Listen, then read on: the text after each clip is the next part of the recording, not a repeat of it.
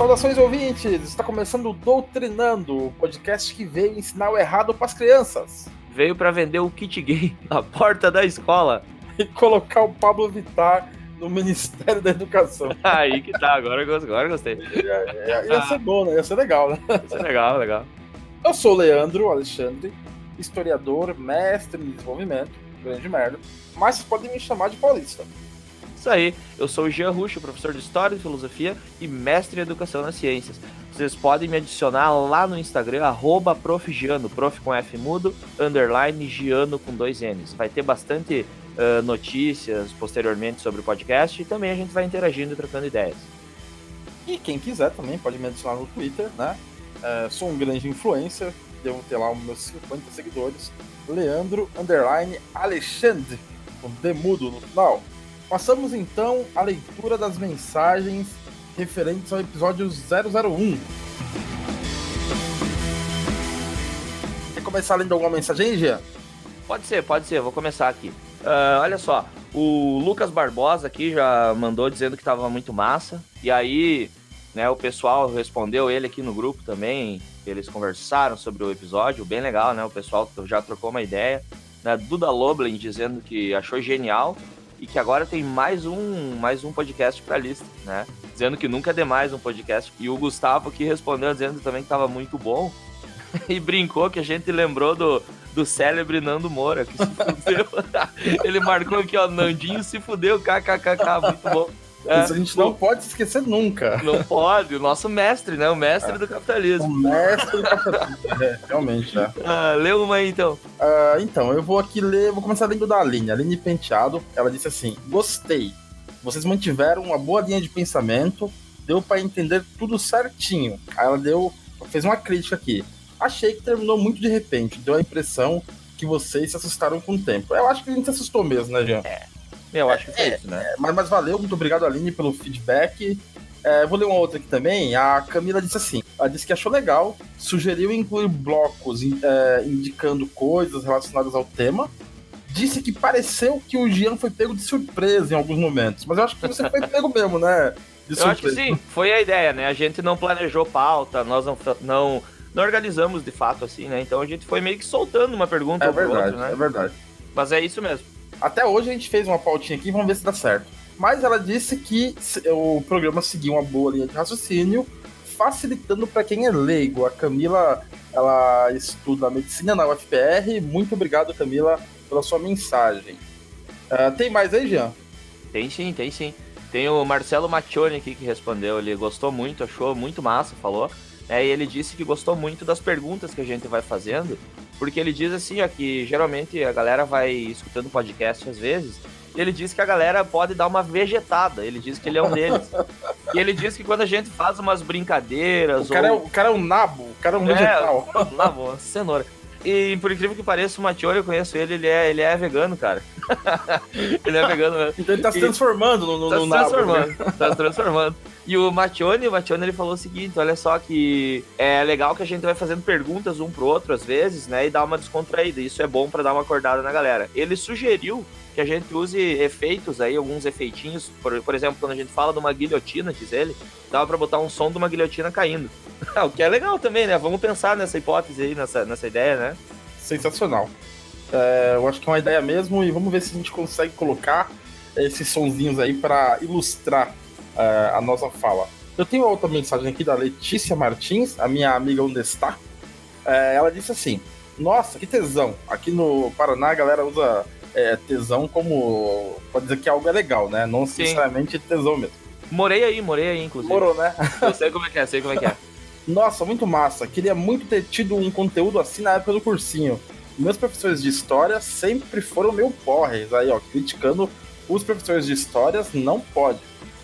Nunca faziam as ligações com o conteúdo anterior e mal tinha exemplo para entender melhor. Adorei mesmo. O jeito que vocês abordaram foi ótimo e agradável. O sotaque do seu amigo é ótimo. Discordo. Então ela gostou mesmo? Gostou do seu sotaque aqui. Legal. Mas por outro lado, tem outra mensagem aqui.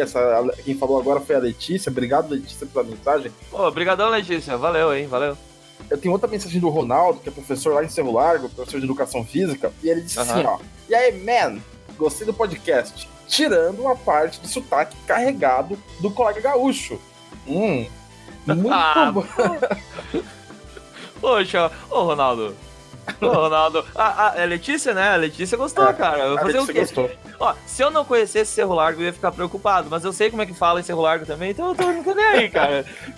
Parece... foda-se, né? Foda-se, Ronaldo, por favor. Capaz, Ronaldo. Brincadeira aí, brincadeira.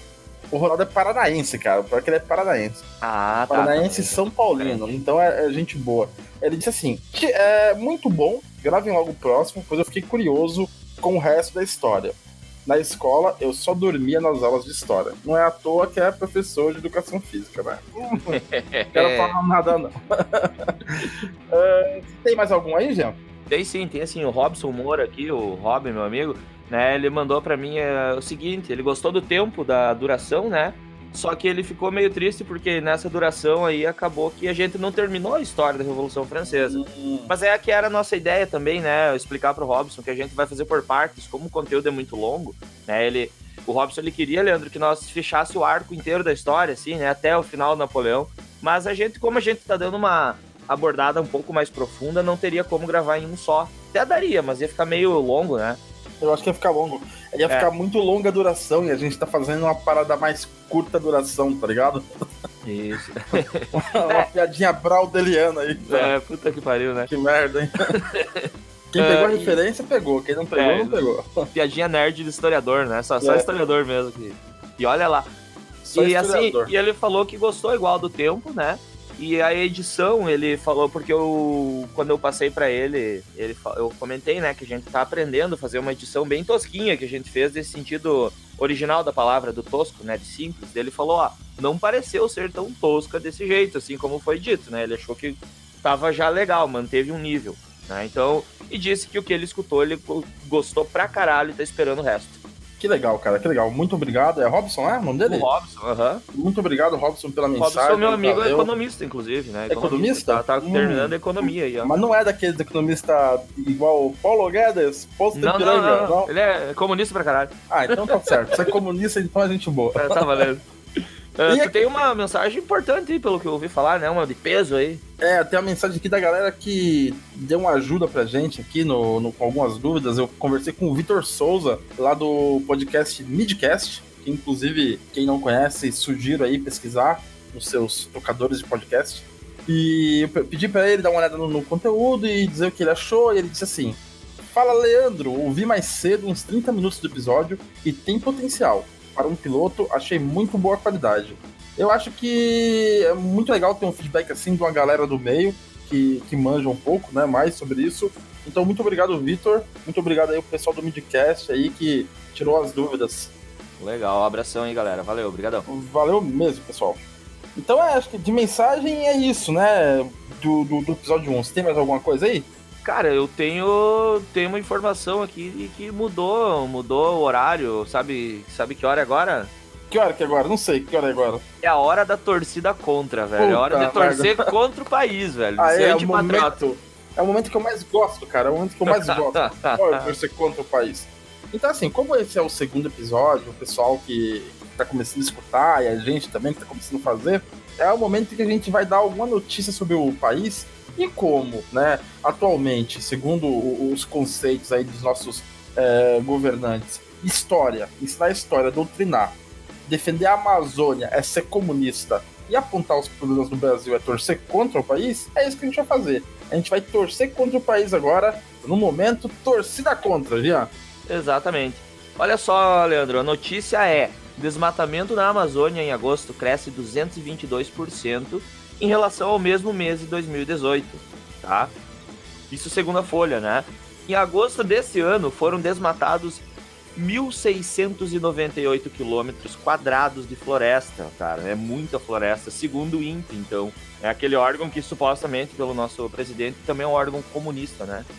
O Instituto Nacional de Pesquisa Ecomunismo, pronto, aí fica. Ecomunismo, né?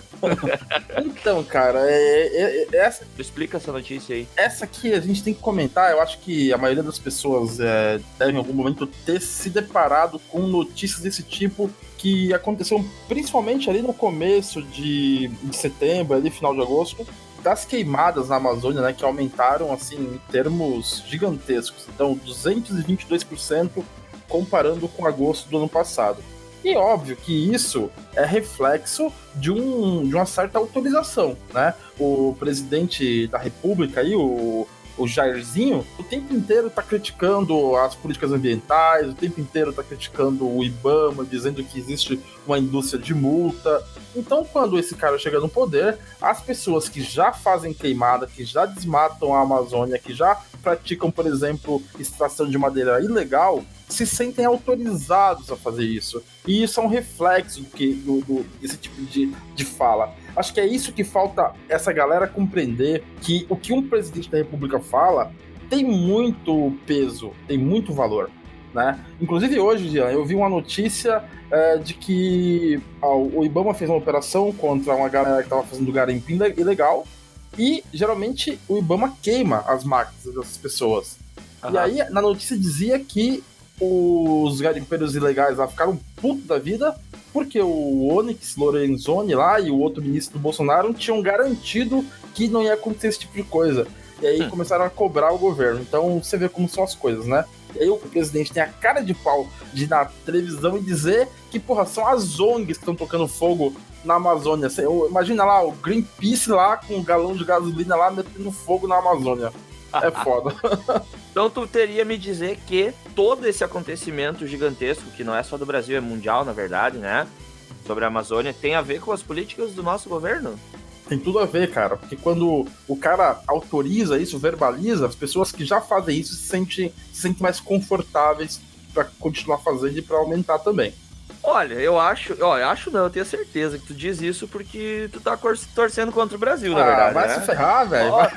Leandro, presta atenção, a gente tá todo mundo no mesmo barco. Se tu torcer contra o capitão, todo mundo afunda, velho. Faz pensamento positivo, Leandro. O fogo apaga se tu fizer um pensamento positivo. Se assoprar, vou abrir a janela aqui e assoprar pra ver se a poluição vai embora também, né? Todo mundo que tá ouvindo agora, abre a janelinha, começa a assoprar, vamos ver se o fogo dá, né? E torce pelo presidente, né? Que daí vai dar tudo certo. Olha só, nesse sentido aí, eu tenho certeza que o Leandro só fala essas coisas porque ele, no final, ele quer libertar o Lula da cadeia. Não, velho. Tu quer tirar o Lula da cadeia, cara? Vai se foder, velho. O que você tem a ver, cara? A galera fala, né? Brincadeiras à parte, mas a galera fala.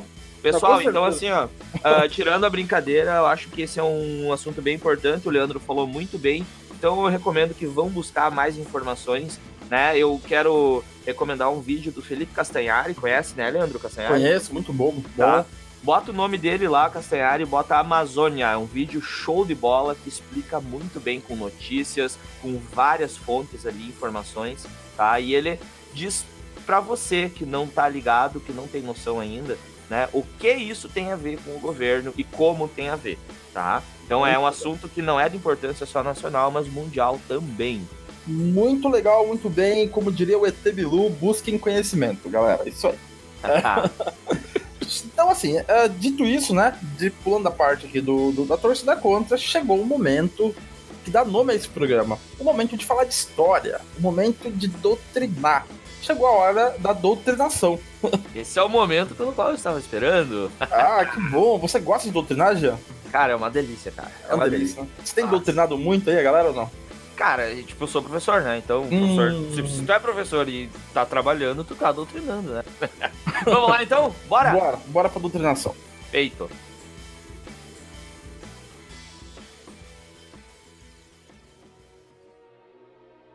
No episódio anterior desse podcast, né, a gente começou a falar sobre o tema da Revolução Francesa e escolhemos esse tema porque tanto eu quanto o Jean gostamos muito e temos alguma familiaridade com ele.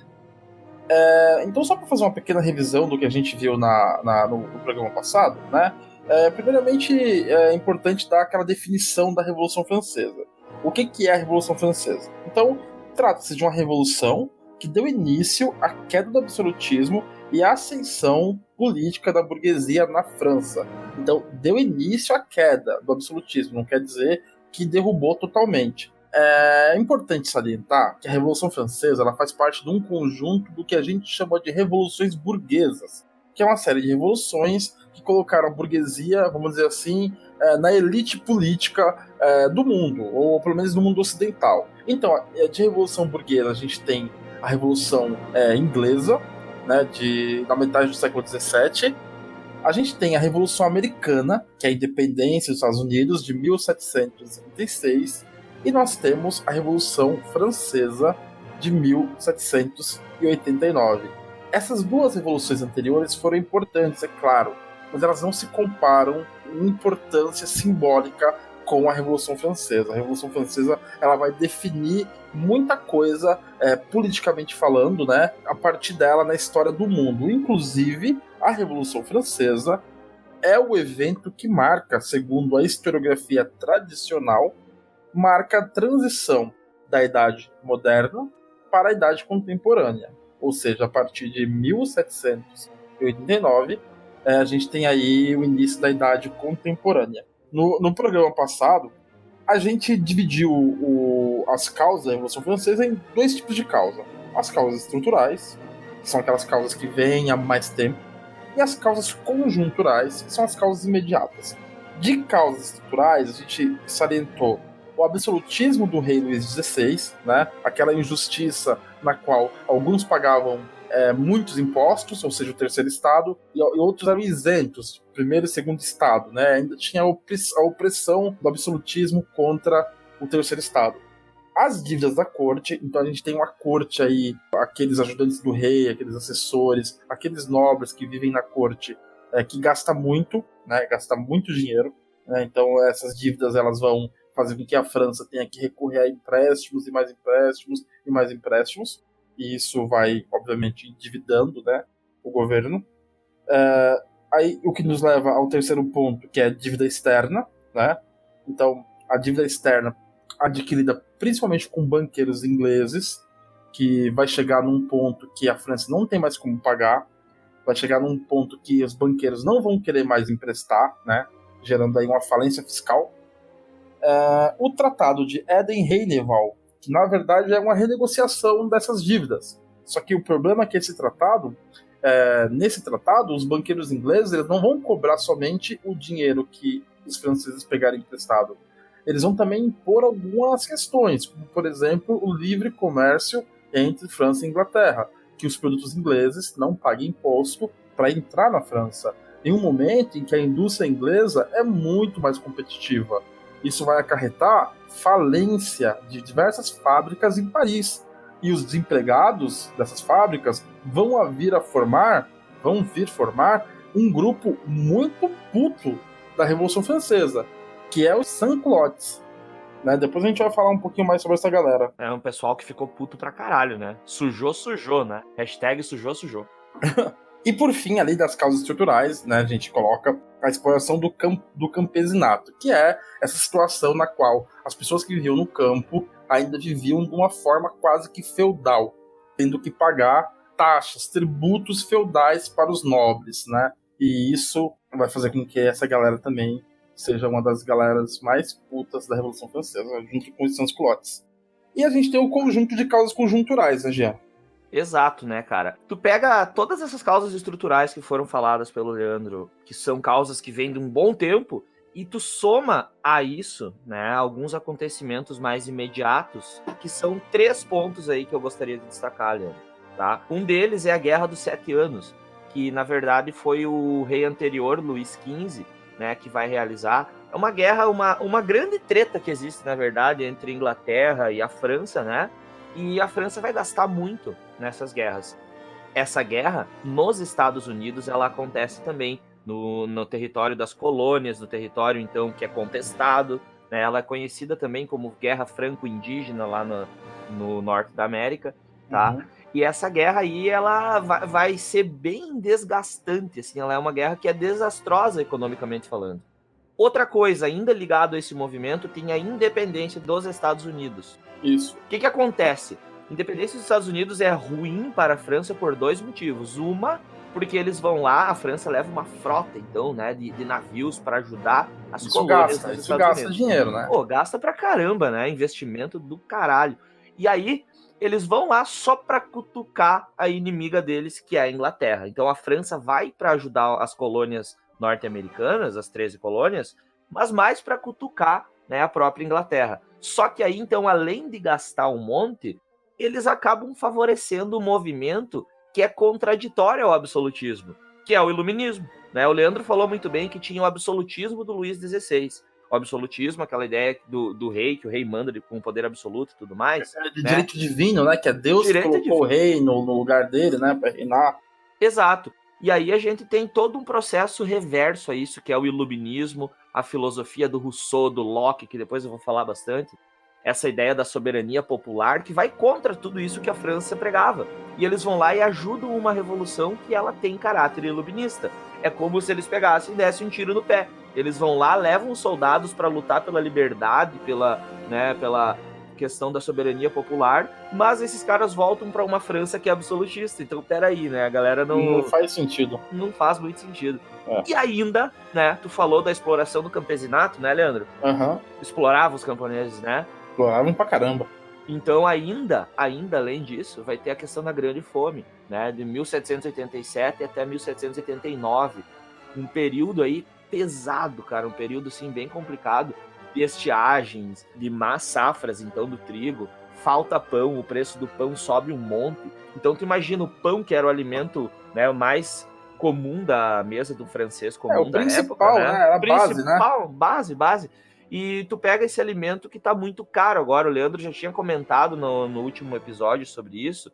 Tu imagina um campesinato, que é uma grande parte da população que já é explorado, passando fome, né? Depois a gente vai falar dos períodos de fome, aí vocês vão ter ideia do que isso vai causar. Só para nós não se estender muito agora, mas depois a gente vai falar melhor sobre isso. Eu mesmo quando eu fico com fome, eu fico muito bravo. Não sei você, mas eu fico bravo. Então, eu fico puto, cara. E é uma fome que é normal, né, do cara. Imagina tu ficar a semana com fome, né? Eu tenho um amigo que ele se transforma, cara. Ele vira outro cara, é o MacGyver. Se um dia ele ouvir esse podcast, ele vai saber. Ele é um cara muito gente boa, mas quando ele fica com fome, ele vira um diabo. Pô, eu conheci o MacGyver lá de Cerro Largo, né? Esse mesmo. Um abração pro MacGyver aí, ó. Pessoal, não deixe o MacGyver com fome, por favor. Não deixe ele com fome. Façam ele escutar esse podcast aí. Mas então, depois de retomar o conteúdo do episódio anterior, a gente vai pro conteúdo, então, desse programa, né, Jean? Exato. Vamos começar então, Leandro? Bora. Posso começar? Pode começar, vamos lá. Beleza. O início do processo revolucionário. A gente pontuou, de certa forma, aí, esse início agora como um grande tópico, que é o início do processo revolucionário, não é, Leandro? Exatamente. Que começa em 1789. Mas questão de datas, né? Data é uma coisa que eu não cobro, tá? Eu não gosto de cobrar, e o Leandro vai falar depois também sobre isso, um pouquinho por quê. Mas as datas, né, em si, elas não têm, eu acho, assim, na minha opinião, que elas não têm uma importância tão, né, grande, assim. Então, tipo, professor, tem que saber a data pra prova, né? Os meus alunos me perguntam, eu, não, cara, não tem que saber. Mas, algumas datas são fundamentais, são marcantes, né? Elas são marcos, né, na história. Algumas até são importantes e, na verdade, a galera sempre me pergunta isso também. Geralmente o pessoal que não é mais estudante, o pessoal que não é da área, eles falam assim. As pessoas falam assim, eu na minha época a história era muito chata, porque o professor ficava cobrando data, queria saber quando que nasceu fulano, quando morreu fulano. Eu quero dizer para essas pessoas que já faz muito tempo que a história não é mais estudada nem ensinada assim. O foco hoje é em compreender os processos, as causas, as consequências, esse tipo de questão. A data, ela realmente não é mais tão importante, ninguém vai cobrar isso em prova. Eu acho que algumas datas são importantes como um marco temporal. Exato. Por exemplo, é interessante você saber que a Revolução Francesa começou em 1789, porque daí você para e pensa, final do século XVIII, o que estava acontecendo no Brasil nessa época? O que estava acontecendo, sei lá, nos Estados Unidos nessa época, né?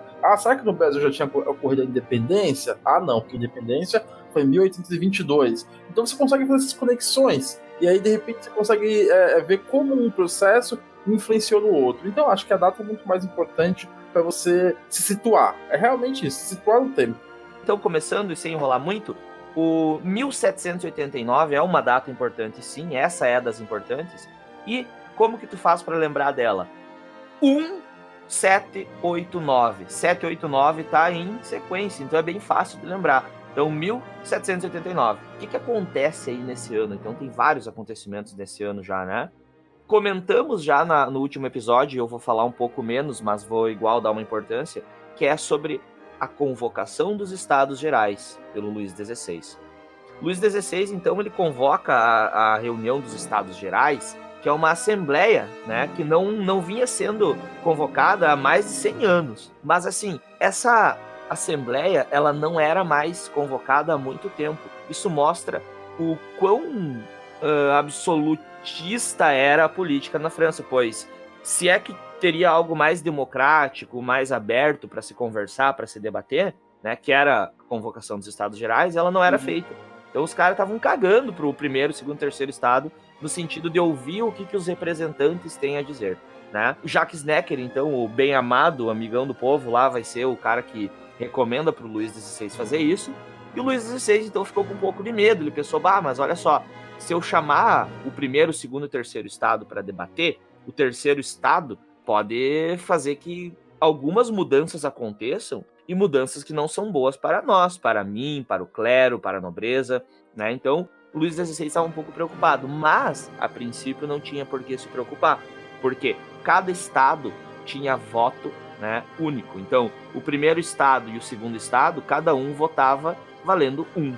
E o terceiro estado também tinha 1 voto. Ou seja, o terceiro estado, apesar de ser a maioria da população, uma maioria esmagadora, né, nunca seria a maioria. Então, o primeiro e o segundo estado votavam junto, e o terceiro estado nunca poderia dizer nada. Então, imagina, Leandro, tá tu lá e tua galera, né, a maioria da população sofrendo, passando fome, e vocês têm uma grande ideia, né, vamos resolver o problema do país assim, né, daí vocês votam sim naquilo, né, e vocês são tipo 90% da população, vamos imaginar. Aí tem 3 nobres lá e falam, eu voto não. Opa, tá empatado.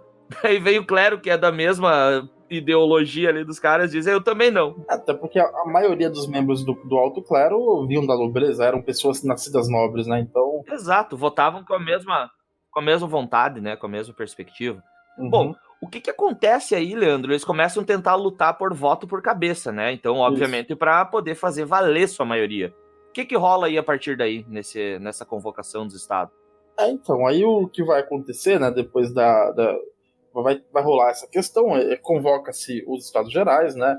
É interessante notar que antes de convocar os Estados Gerais, eles tentaram resolver esse problema de outras formas, né? Porque convocar os Estados Gerais realmente é algo que não se fazia sempre. A última vez tinha sido lá em 1614, dá todo um movimento, enfim, é perigoso, como a gente vai ver. Então, antes de tomar essa atitude radical, eles tinham tentado realmente resolver o problema, mas isso sempre implicava em como resolver os problemas financeiros da França. Tem que nobreza e clero começar a pagar imposto. E, obviamente, que esse pessoal não aceitava por uma série de questões. A nobreza se sentia já prejudicada na França. A nobreza da França não era tão poderosa como, por exemplo, a nobreza da Prússia, né? O próprio rei Luís XIV, o rei Sol, tirou alguns poderes dessa nobreza, então eles já se sentiam um tanto prejudicados, então eles não aceitavam perder privilégios. E não tendo como fazer isso, convocou o Estado Geral, os deputados do terceiro estado vão tentar o voto por cabeça e o rei não vai aceitar. E aí o rei vai tentar fechar a Assembleia. No dia 20 de junho de 1789, mais ou menos ali um mês depois de começar a Assembleia, é um belo dia que os deputados do terceiro estado chegam para debater. A sala onde eles faziam esse debate estava fechada e guardada por soldados. O que eles fazem então? Eles procuram uma outra sala ali próxima e encontram uma sala onde se praticava o jogo da pela, né? E eu acho que o jogo da pela ali é mais ou menos como se fosse um jogo de peteca com raquete, uma coisa nesse sentido. Uma mistura, né? Uma mistura, tipo, porque alguns falavam que era uma quadra de tênis, então é uma mistura, né? Tipo, de um esporte com outro, que era um esporte mais antigo, né? Acho que é isso aí, sim. Devia ser um esporte muito radical, um esporte muito show de bola, né? O jeu de paume. É assim que fala? Jeu de paume. Jeu de paume. Vai fazer biquinho, né? Vou fazer biquinho, tô fazendo. E aí o terceiro estado vai encontrar essa sala e ali dentro eles vão se reunir e eles vão falar assim: bueno, gurizada, nós... São gaúcho? Mais ou menos. Tô brincando, desculpa. Usavam umas roupas assim também. Então eles falavam assim: firmeza, mano, o bagulho é o seguinte. Nós, terceiro estado, representamos cerca de 95% da população da França. Ou seja, nós somos a esmagadora maioria. Então, Com esse poder de representação, a gente, a partir de agora, se constitui em Assembleia Nacional. E nós só iremos sair dessa sala, só iremos, né, obviamente que eles saíam, mas só iremos dissolver essa Assembleia quando a gente conseguir construir uma Constituição para a França. Uma Constituição que coloque limites nesse poder absoluto do Luís XVI. Vamos lembrar que nesse momento, quem dirigia a Revolução era principalmente a alta burguesia. E o que a alta burguesia queria? Queria uma monarquia constitucional. Esse juramento que eles fazem é um ato muito famoso e exatamente fica conhecido pelo nome de juramento do jogo da pela, né? E dá início à Assembleia, dá início à Assembleia Nacional. Muito bem, Leandro. Massa que tu lembrou a questão da Constituição, né? Porque assim, ó, se vocês forem pensar na característica dessa revolução que o Leandro falou no início, ela marca aí todo um processo que vocês vão identificar tanto na história quanto na filosofia, né? Na filosofia a gente costuma falar de um movimento da razão que existe na humanidade, e o século XVIII é o século das luzes, né? E o que isso quer dizer para nós? Tanto na Inglaterra, quanto nos Estados Unidos e agora na França, a gente está tendo a ascensão, né, de algumas coisas que eu queria que vocês pontuassem bem e gravassem isso, que é o quê? É o liberalismo, tanto político quanto econômico, quanto ético também. É a questão do republicanismo, que vai aparecer daqui um pouco mais, tá? É a questão dos direitos humanos. Então, são várias coisas que começam a surgir de um movimento pautado pelo iluminismo. O iluminismo traz tudo isso. E a Constituição marca isso, né, Leandro? Porque assim, ó, tu pega um rei com um poder absoluto, um estado forte, né?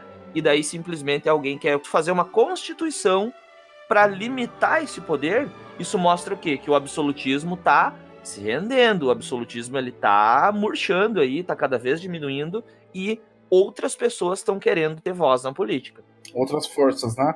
Outras forças. Então, como tu disse muito bem, a burguesia quer ascender politicamente, acho que nesse sentido, né? E então, pessoal, né, todo esse movimento aí gera uma questão bem importante, que vai aparecer como um movimento simbólico, né? Um movimento simbólico bem peculiar, inclusive, né? Que tem a ver com os coelhos. Leandro, as primeiras vítimas, cara, desse processo revolucionário foram os coelhos, cara. Tem ideia disso, cara? Os coelhos pagaram, velho. Mas é porque coelho é um animal muito, muito nobrezinho, né? Um animal muito aristocrático, né? Então acho que coelho tem que se fuder mesmo, né?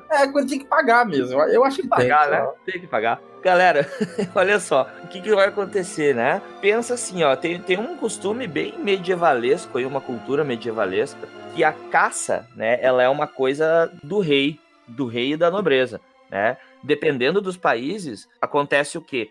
Um camponês caçar em terras do rei, né, podia implicar até em sua morte, né? Então, isso aparece até no Robin Hood, né? Fala disso, dessa questão da caça, inclusive, sim. Né? Então, olha só, cara, as primeiras vítimas foram os coelhos, porque o pessoal saiu. Pensa naqueles camponeses com fome, pensa naquela galera toda com fome. O que vai acontecer aí? Vou comer, mas não vou comer simplesmente qualquer coisa, vou comer algo que eu não posso, que é proibido. Não comer qualquer coisa, mas comer algo que simbolize o privilégio da nobreza, né? Isso mostrava então que as pessoas não queriam mais e não iam aceitar esses privilégios. Ó, nobreza não pode comer coelho porque é coisa específica de vocês? Vou matar coelho, então vou matar coelho. Quer saber? Vou fazer churrasquinho de coelho e não gostou? Vem reclamar comigo então. Vamos ver qual é que é, né? Então era uma forma simbólica de mostrar isso daí. Mas eu acho que teve muitos símbolos na Revolução Francesa, né? O que tem aí ainda, Leandro, de símbolo? No dia 14 de julho de 1789, ali cerca de 2 meses e meio após o início da Revolução, o povo de Paris vai estar vivendo aí, de certa forma, um caos social, porque eles vão ter, acontecendo lá em Versalhes, a Assembleia Nacional, né? Então, os Estados Gerais e a Assembleia Nacional, a sala do jogo da pela, tudo acontecia lá no Palácio de Versalhes, que era a residência do rei. E Versalhes fica a mais ou menos uns 14, 15 quilômetros de Paris, então não é muito longe. O que acontecia em Versalhes, obviamente, refletia em Paris. E a essa altura do campeonato, 2 meses desse desafio ao rei que estava rolando lá em Versalhes, criou uma certa situação de caos em Paris. O que vai acontecer nesse dia 14 de 7 de 1789 vai entrar para a história como o símbolo da queda do absolutismo na França, a tomada da Bastilha. A população de Paris vai ficar sabendo que o rei está movendo tropas que estavam localizadas nas partes do interior da França em direção a Paris e em direção a Versalhes, e também vai cair nos ouvidos do povo que o rei demitiu o Necker. Afinal de contas, foi o Necker que deu aquele conselho pro rei: ô rei, vai lá, convoca Estados Gerais, não vai dar nada, né? Foi ele que deu esse conselho. E aí, sabendo disso, o povo vai se revoltar, vai primeiro invadir o Les Invalides, que era um hospital, né, das Forças Armadas, criado ainda pelo Luís XIV para abrigar os feridos de guerra. Nesse local, que era um hospital, meio asilo, eles vão conseguir diversos canhões e inclusive diversos fuzis. E aí, eles vão marchar em direção à Bastilha, porque nesse momento a Bastilha, que foi construída para ser uma prisão, né, era o símbolo da opressão do rei. Inicialmente ela foi construída para ser uma prisão para os adversários políticos do rei. Nesse momento, ali em 1789, ela já não era mais tão utilizada como uma prisão. Ela era mais utilizada como um paiol, onde se guardava munição e pólvora. Então o povo já tinha as armas, e como, né, não se guarda a arma junto com munição, né, porque se um for saqueado, pelo menos não leva o outro, eles depois se dirigem à Bastilha para tentar conseguir essa munição. Inicialmente, os defensores da Bastilha resistem, né? Mas o povo consegue assaltar a Bastilha, massacra os guardas, coloca a cabeça nas estacas, e isso aí já vai meio que dar o tom da violência que seria essa revolução. E aí tomam a Bastilha. E essa queda, obviamente, vai ser muito importante, vai refletir pelo mundo, jornais ingleses, e inclusive do outro lado do Atlântico, vão repercutir essa notícia. Caramba, hein, velho? Aí que começa a violência, né? É aí que o bicho começa a pegar, né? O bicho começa a pegar forte aí, porque o pessoal... Cabeça e estaca, né? Porque é aquela coisa, né, Jean? Você já tá numa situação que você é de pobreza, fome, opressão e desespero. E aí vem, sabe o quê? É um tempero, isso é em todos os lugares. Vem o medo. O medo do quê? O rei tá movendo as tropas para Paris. Então o rei vai reprimir a Assembleia, o rei vai nos reprimir, então a gente precisa fazer alguma coisa. Então vamos agir antes, né? Vamos fazer alguma coisa. E aí a galera tem esse catalisador, a galera fica louca mesmo e faz umas atrocidades. É foda. Bom, a partir... Que eu acho que é certo. Tá certo, né? Porque o espírito revolucionário é bem nesse sentido, né? Nenhuma revolução se deu de forma diferente, né? Pelo menos nenhuma revolução que se preze, assim, né? De fato, que revolucionou alguma coisa. E seguindo daí, esse movimento, essa violência toda só aumenta, Leandro. Porque daí a gente chega no período que é chamado de Grande Medo, ou o Medo. E o Grande Medo, então, é um período que vai de 14 de julho até 4 de agosto. Ainda estamos falando do mesmo ano, né, cara? Sim. Ainda o mesmo ano de 1789, que ele é o ano que é marcante, tá? Aí, até então, como o Leandro falou muito bem, todo esse processo estava rolando ali, né, como é que eu posso dizer, aos arredores da região mais metropolitana ali, né, Paris, Versalhes, bairro de Santo Antônio ali, que era onde ficava a Bastilha, show de bola. Mas, com o passar do tempo, o que aconteceu da Bastilha, isso começa a repercutir. Isso cai nos ouvidos agora, sim, do campesinato, né? Daí o bicho pega, cara. Porque tu pega aquele campesinato do qual a gente já falou, da fome, que os caras estão com fome, né? Mas não é fome, é fome. Fome. É fome. Aí aquela galerinha que vão com os ancinhos lá, as foices, e aquelas... né, aqueles aradinhos lá, e roubaram meu emprego, aquela galera que é brava, assim, né, aquele pessoal... Exato, aquela massa que, tipo, ou tu manobra, ou tu se fode. Brincadeira.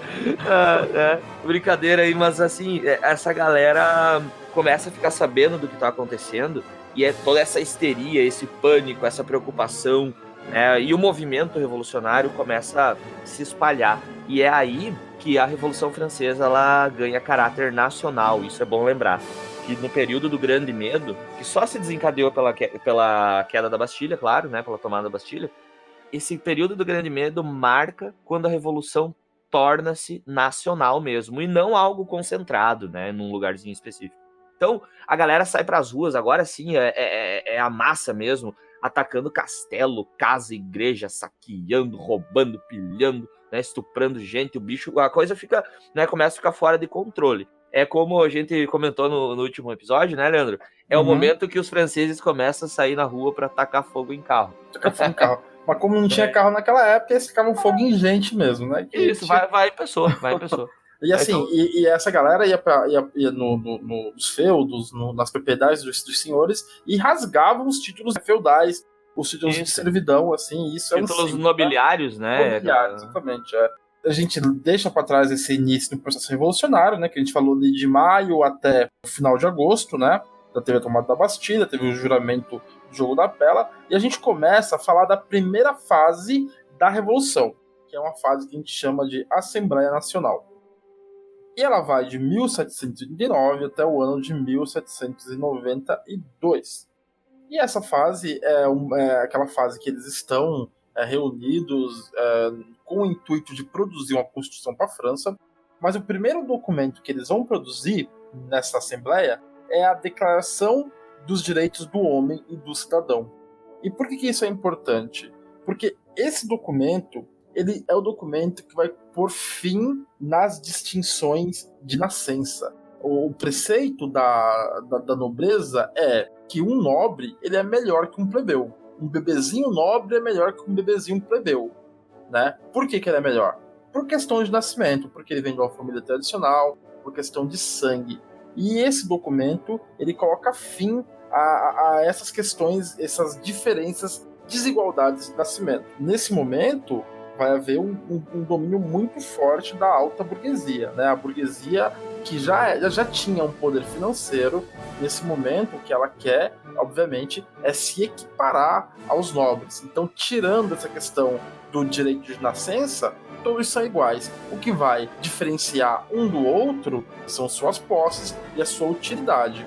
Isso aí.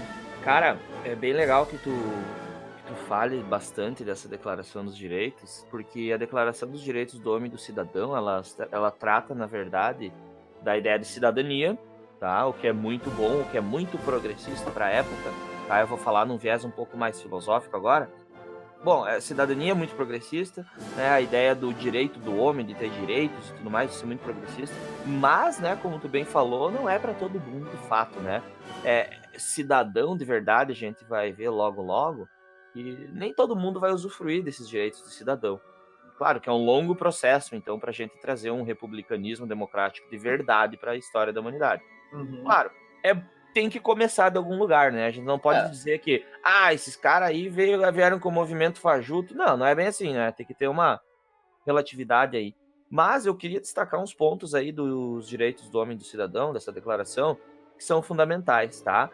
Pelo seguinte, tem os primeiros 4 artigos, eu separei aqui, eu vou falar de um, eu acho só, mas, cara, é legal ler eles, né, a gente já leu eles, e é muito legal porque tu lê essa declaração, e ela parece muito com a Declaração de Independência dos Estados Unidos, né, inclusive, quando é escrita a Declaração de Independência dos Estados Unidos, ela serve como base, como apoio para os franceses aqui nesse período revolucionário. Então, olha só, o artigo 1º diz assim, ó: os homens nascem e são livres e iguais em direitos. As distinções sociais só podem fundamentar-se na utilidade comum. Cara, iguais em direitos, já nos traz a ideia de cidadania e tudo mais, todo mundo é igual em direito, todo mundo pode votar, né? Claro, teoria. Segundo artigo é legal porque fala assim que a finalidade de toda associação política é a conservação dos direitos naturais e imprescritíveis no homem. Esses direitos são liberdade, propriedade e a segurança e a resistência à opressão. Cara, esse segundo artigo, para mim, Leandro, é o mais legal pelo seguinte, que fala assim, ó: finalidade de toda associação política é a conservação dos direitos naturais e imprescritíveis no homem. Isso quer dizer o quê? Que o Estado, olha só, ele existe para quê? Para manter os direitos da gente. Então, olha que legal, cara. Desde a Revolução dos Estados Unidos, a independência, eles vão dizer que todo mundo nasceu igual e dotado por direitos, né, inalienáveis pelo Criador. Quem é criador, Leandro? Deus, né? Eu acho que isso muda um pouco o conceito que até então tinha, né? Porque você tinha antes o povo para servir ao Estado e agora você tem o Estado para servir ao povo, né? Isso. Então, Olha o a Estado inversão. serve para proteger os direitos que são naturais do povo. E antes não, antes era o povo que deveria servir para proteger aquilo que era o Estado, que na verdade era a monarquia. Exato.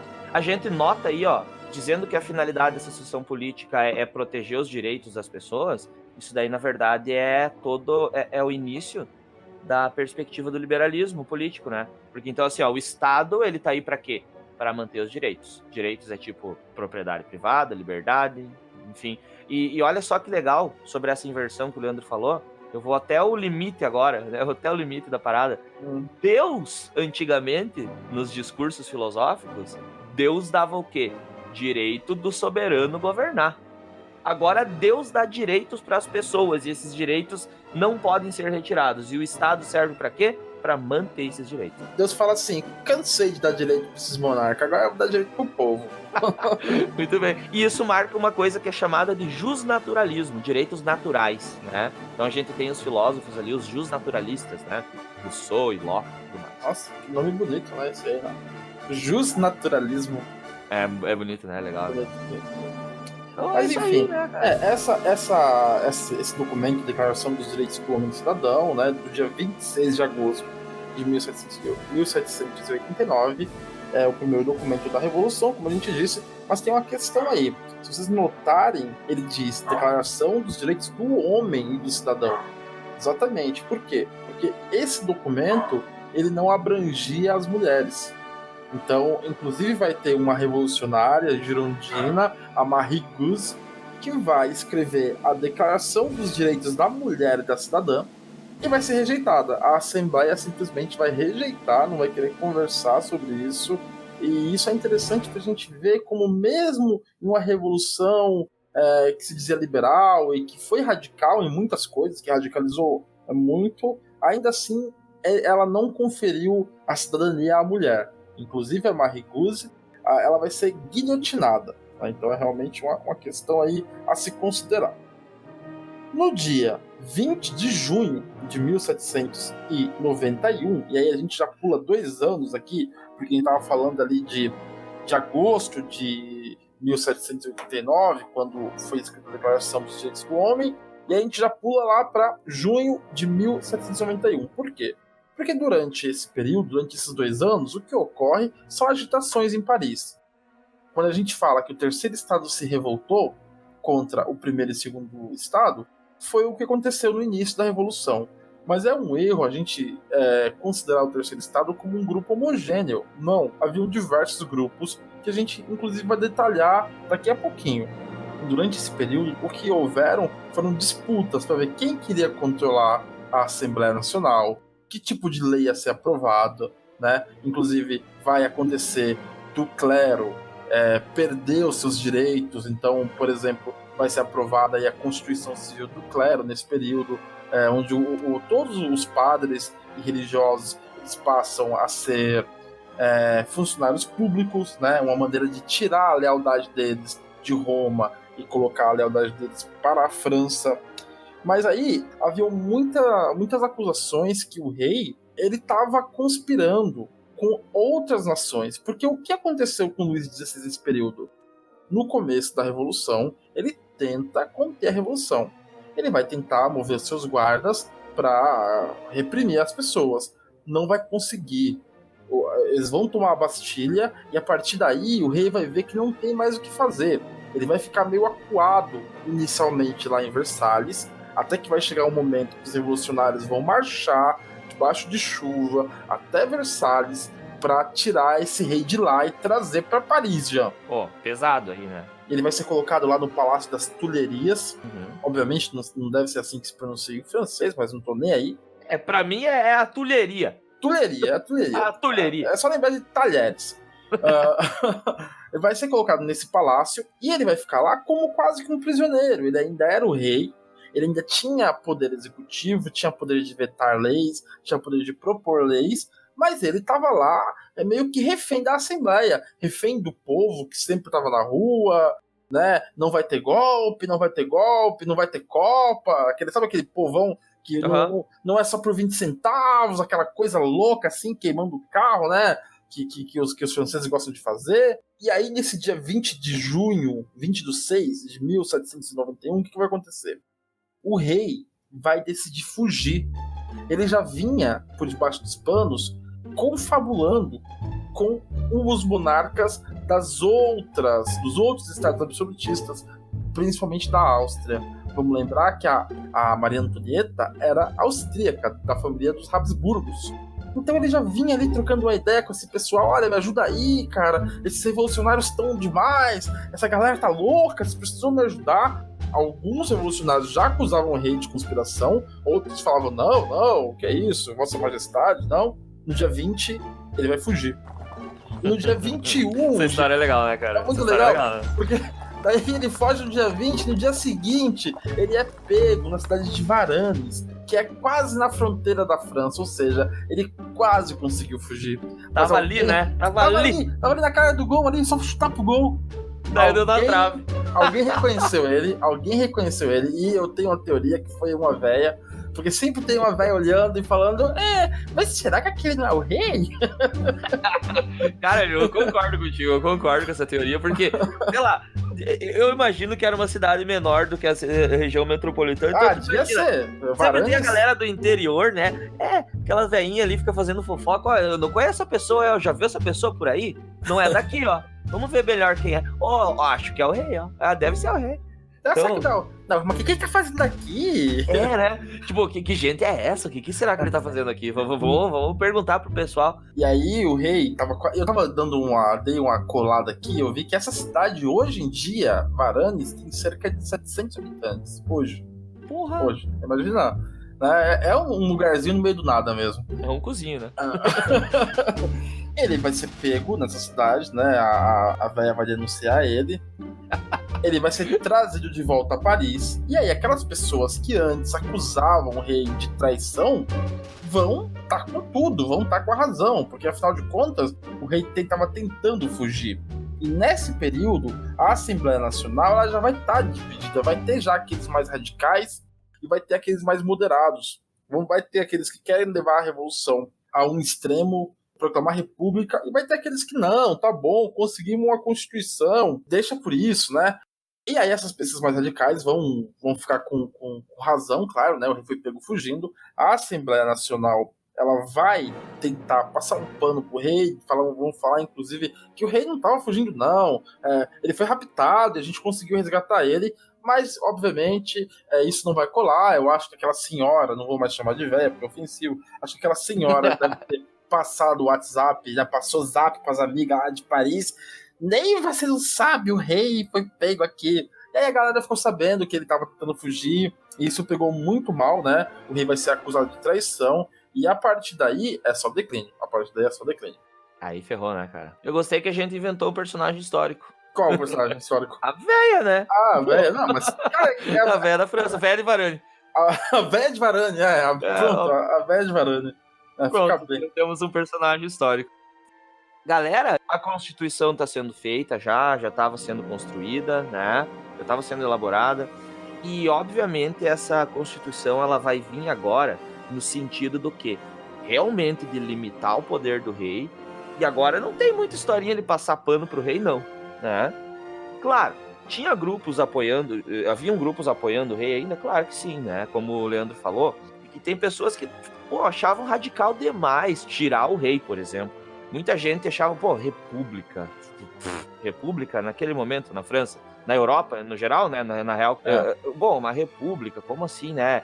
Soava muito estranho para algumas pessoas. Para os mais exaltados ali, não, né? De fato, queria-se uma república, queria acabar com a monarquia. E tinha todo aquele processo, assim, ó, que a gente vai ver depois, que é de uma galera de vários estados nacionais fora da França que estão também apoiando o rei. Porque tu pensa, Leandro, tu é meu vizinho, tá? E no teu país aí é monarquia, teu país tem uma monarquia forte, né? Uma igreja forte, tudo mais, uma nobreza forte. E aí aqui no meu país tá rolando uma tal de revolução que tá querendo acabar com tudo isso daí que tu tem no teu país.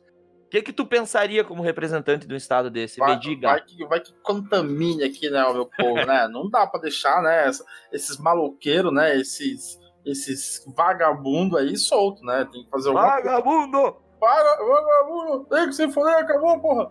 Tem que acabar com isso daí, tá ok? Com certeza, acho que o rei da Prússia falava assim. Eu acho que sim.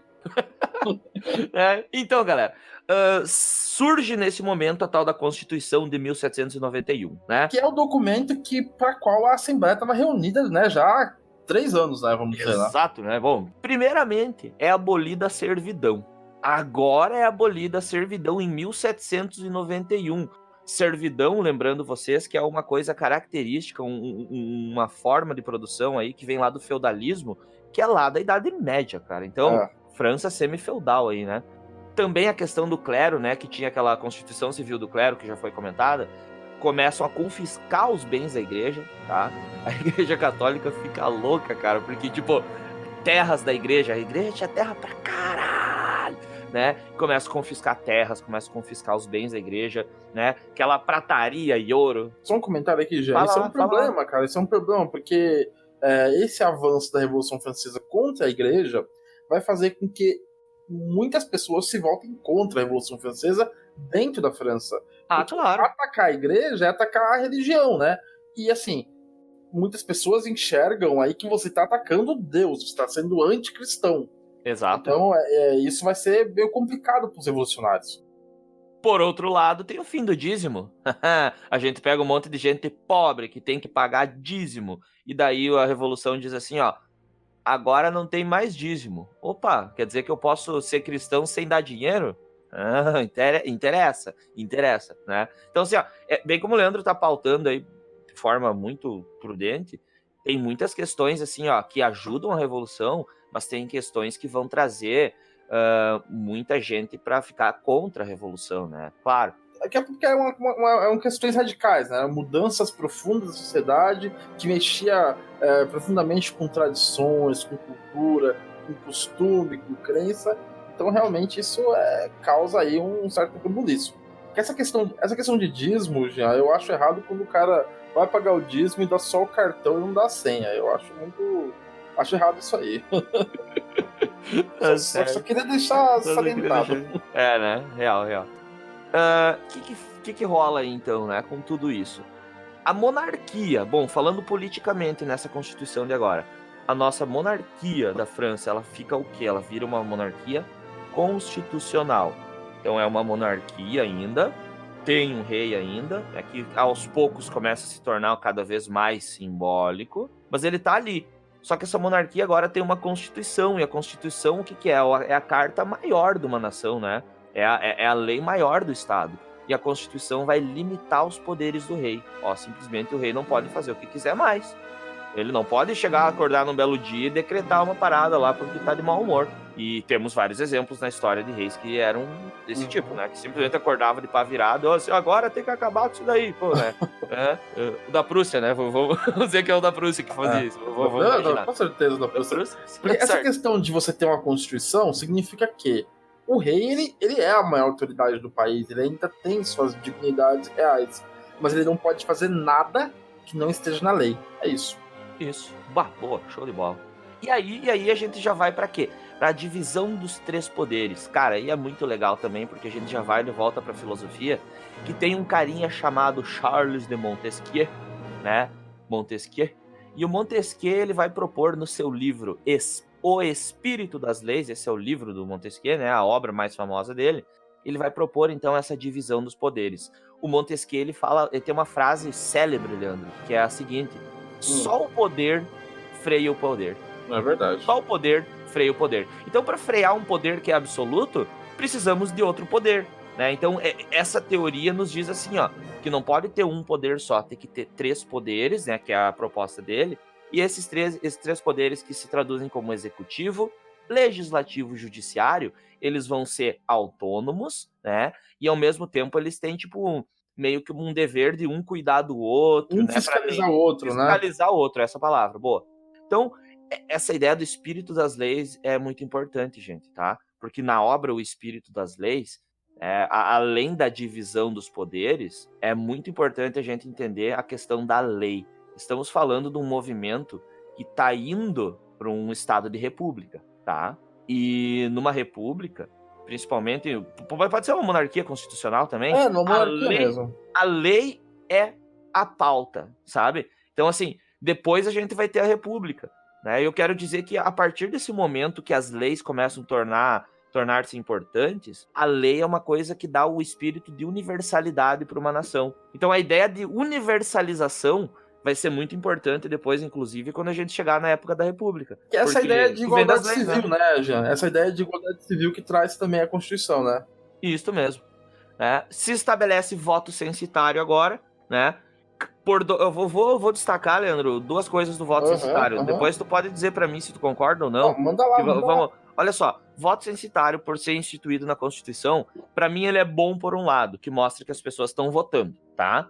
As pessoas podem votar, discutir politicamente. Isso é uma aposta, na verdade, na capacidade racional das pessoas. Quer dizer, agora a gente pode sentar, discutir, trocar ideia e votar, né? Defender com os argumentos, princípios aí da democracia que aparecem, né? Por outro lado, agora, o lado negativo, esse voto censitário, ele diz o quê? Não é todo mundo que vota, né? Tem uma definição ali a partir de renda, inclusive. Então, não se dá o poder, por exemplo, para aqueles camponeses que estavam pé da vida. Porque a galera pensava, não, vamos deixar essa galera tomar o poder porque eles são muito loucos, né? São muito loucos. Nem os sans-culottes. Nem os sans-culottes, que também, né, era uma grande maioria. Então, é assim, ó, vamos abrir para a democracia? Vamos tentar discutir na palavra, na racionalidade? Vamos. Mas tem que ver bem que quem está propondo isso é uma classe social que diz assim, ó, é nós que sabemos, nós que somos os estudiosos, nós que estamos encabeçando esse movimento. Então não é para abrir para todo mundo, não. Se deixar o povão tomar conta, o que eles vão fazer, né? Então tenho medo da galera também que está propondo tudo isso. Então o voto censitário é bom por um lado e ruim por outro, né? O voto censitário e a questão lá dos três poderes. Primeiro, a questão dos três poderes não precisa ser uma república, né, para ser indivíduo assim. Claro. A gente pode pegar como exemplo a monarquia britânica, que até hoje é uma monarquia e ela é dividida dessa forma, né? Tem o executivo, tem o legislativo e tem o judiciário. E essa questão do voto censitário, Jean, isso marca exatamente uma coisa que é preciso salientar. Trata-se de uma revolução burguesa. Tá? A Revolução Francesa é uma revolução burguesa. Então o que os burgueses queriam? Os burgueses queriam uma constituição, ponto. Uma constituição que favorecesse eles. Então, obviamente, eles vão colocar o voto censitário, porque eles não querem estender esse direito a pessoas que eles não julgam capazes de discernir. Essa discussão existe ainda hoje, quando as pessoas discutem entre voto obrigatório e voto facultativo. Muita gente fala assim, que tipo, não pode ter voto obrigatório, porque senão vai votar gente que não pensa, que não lê, que não raciocina, como se você ser letrado ou você ter posses fizesse de você uma pessoa que vai saber decidir melhor do que quem não é. Né? Que é uma mentira, né? O fato de você não ser letrado não impede você de ter os seus interesses e de buscar o melhor para você, para os seus e para sua família. Exato. Para os grupos dos girondinos, né? Quem que eram os grupos dessa Assembleia Legislativa? Quem eram os grupos que se formaram dentro do Terceiro Estado durante o processo de revolução? Tinham os girondinos, que era um grupo que a gente pode chamar de direita, e aqui cabe esse termo, direita, porque os girondinos se sentavam à direita da Assembleia Nacional. Tinham os jacobinos, né, que depois o Jean vai falar um pouco mais sobre eles, que se sentavam à esquerda da Assembleia Nacional. Então, aqui a gente pode chamar eles de esquerda. E vão ser, inclusive, os jacobinos mais radicais. E tinha o centro, que era chamado de planície, ou, pejorativamente, de pântano. A alta burguesia, que a gente chama de girondinos, porque tinham muitos deputados vindos de uma região da França chamada de Gironda, eles eram formados pela alta burguesia industrial e comercial. Eram essas pessoas que defendiam a monarquia constitucional. Era isso que eles queriam. Um rei, para manter a estabilidade, mas também leis que facilitassem os negócios, unificação de pesos e medidas, menos tributos, menos impostos, segurança jurídica para poder ganhar dinheiro. Esses eram os girondinos. O principal líder dos girondinos era o Brissot. Esse era o principal líder dos girondinos. Essa era a galera da direita. E aí é por isso, pessoal, que hoje em dia, claro, esses termos hoje em dia estão bem gastos, direita e esquerda, estão muito gastos, mas ainda se aplicam. Direita e esquerda vem daqui, desse momento. Quando você tem pessoas mais conservadoras, vindo de uma classe social um pouco mais abastada, que deseja meio que manter o status como está o Estado, ele seja dirigido ali por uma elite financeira, as pessoas que eles julgam que são melhores, que têm mais discernimento, a gente costuma falar que essa pessoa é da direita política. E quando você tem uma galera ali mais radical, que defende uma transformação, uma mudança um pouco mais brusca da sociedade, que a participação seja estendida a muitas pessoas, inclusive as mais pobres, as minorias, a gente costuma chamar eles de esquerda, porque eles se comparam com aquele grupo que na Revolução Francesa sentava à esquerda. É uma questão geográfica dos assentos. Quer falar sobre os jacobinos, Jean? Cara, eu queria retomar primeiro uma coisinha importante que tu falou, mas vai ser rápido, tá? Sobre a questão do voto censitário, né? E essa ideia de que parece que tem que ser letrado, parece que tu tem que ser mais, entre aspas, culto, parece que tu tem que vir de um lugar melhor, assim, tu tem que estar numa posição privilegiada para poder decidir politicamente. Tu sabe de onde que vem isso na filosofia, Leandro? Não, uma questão não sei, curiosa? cara. Não sei. Vem do Platão. Tá ligado?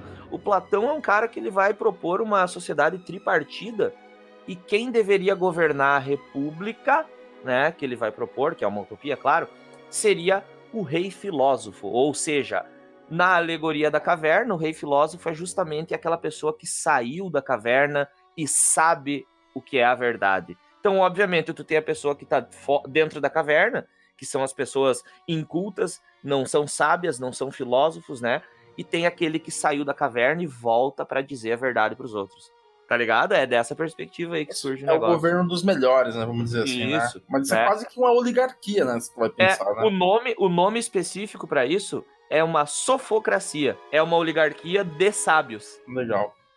Então, seguindo daí, desses grupos que a gente pode falar que vão ser marcantes na Revolução Francesa, temos os girondinos, que é da direita, e os jacobinos da esquerda, né? Como o Leandro explicou muito bem.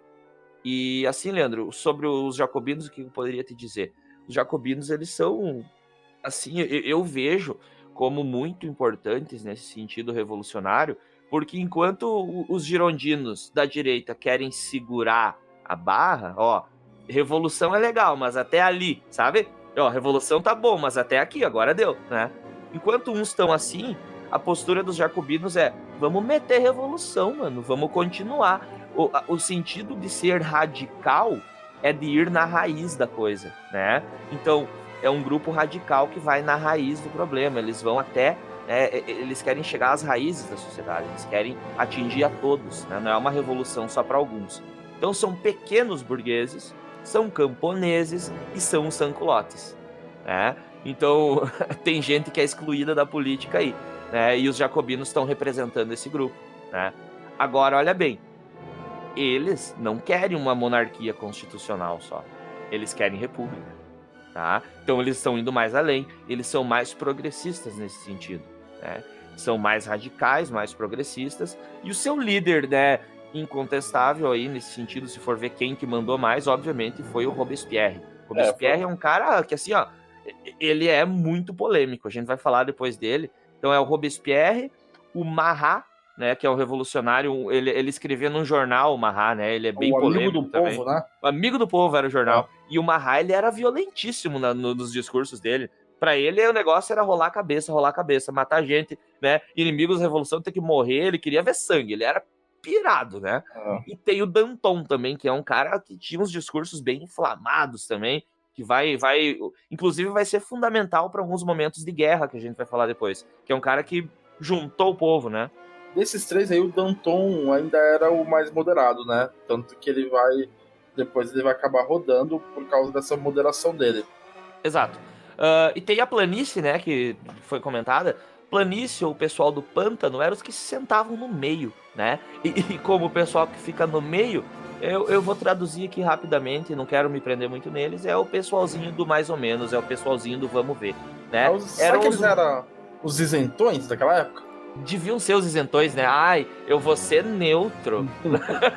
Tá, o cara ali tem que morrer ou não tem? Que pobre tem que votar ou não tem que votar? Ah, não sei, né? Aquela coisa, não tenho nada contra nem a favor.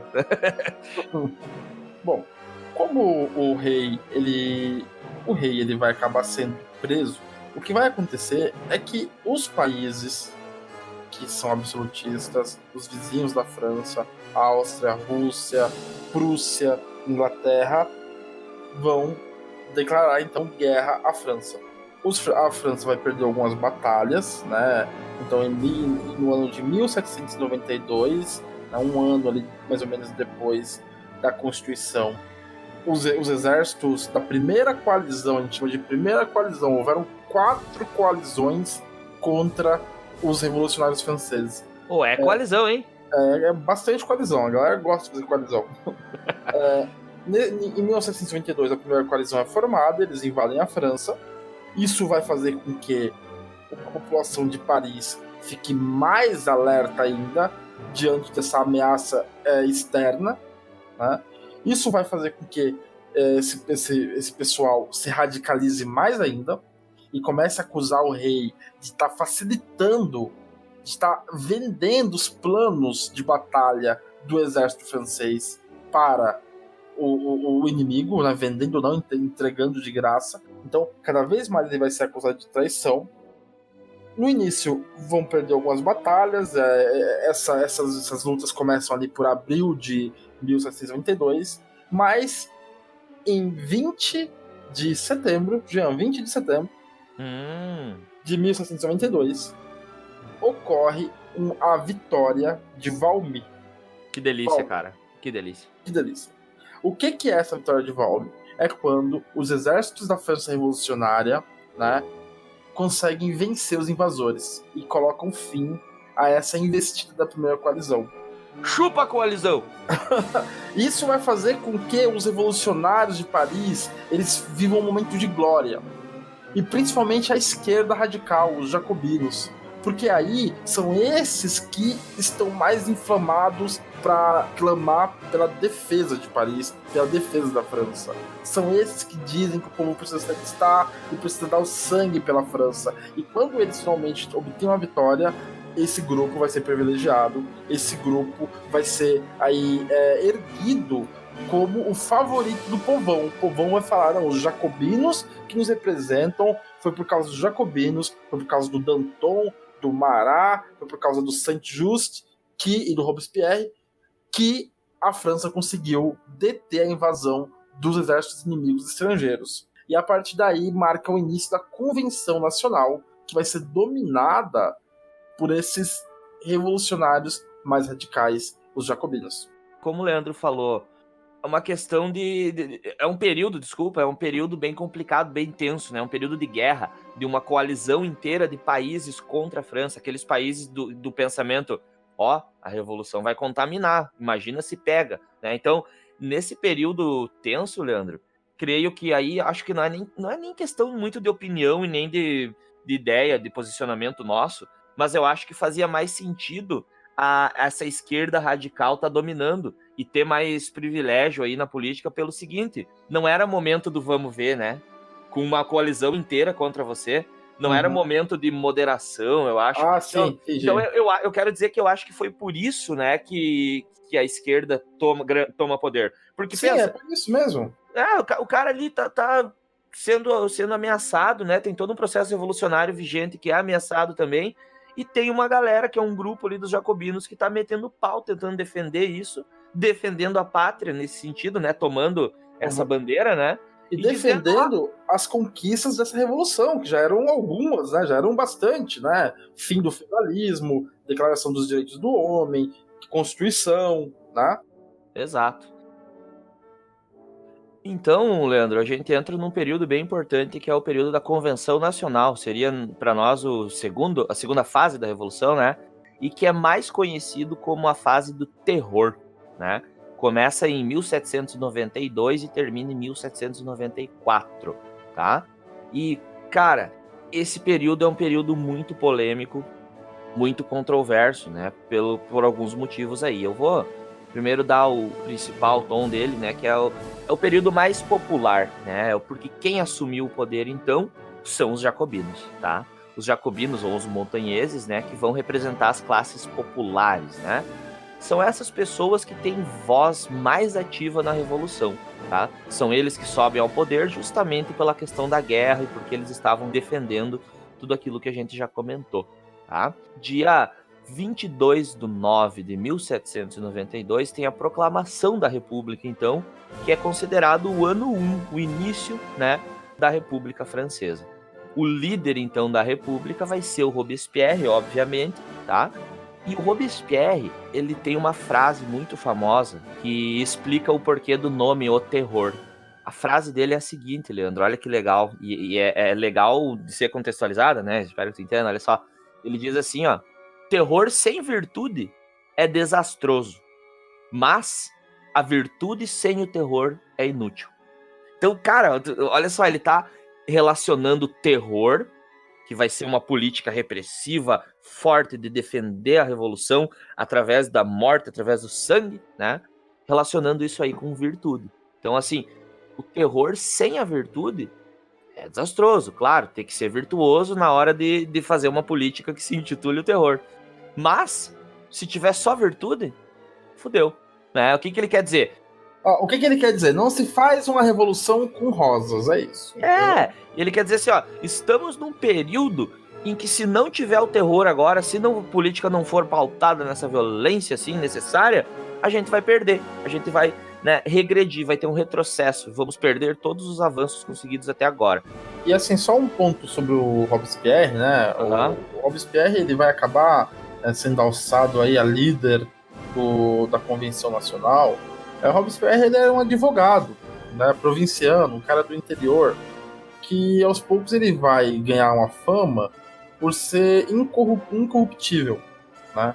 E, por exemplo, o Danton, ele era um revolucionário também, mas ele era visto um pouco mais como um boêmio, um bonachão, assim, e até sobre o Danton pesavam algumas acusações de corrupção.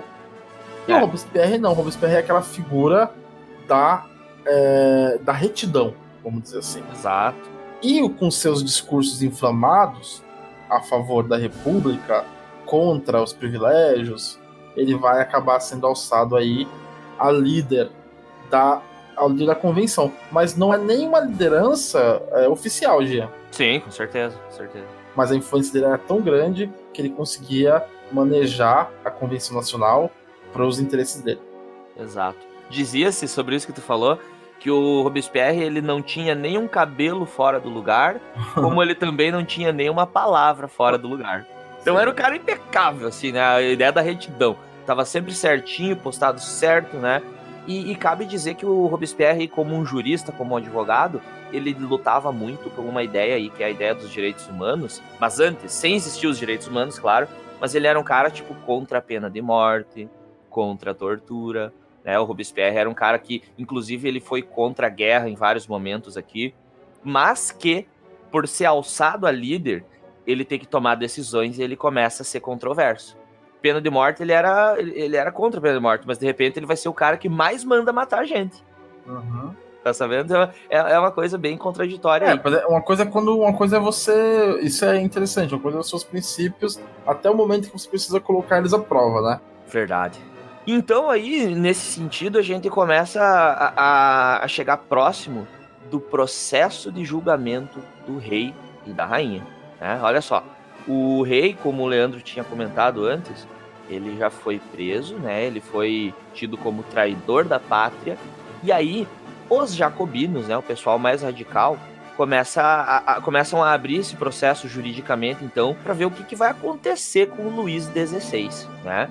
E aí começam a fazer petições no dia 4 de janeiro de 93 aí para julgar a Maria Antonieta também, a rainha, né?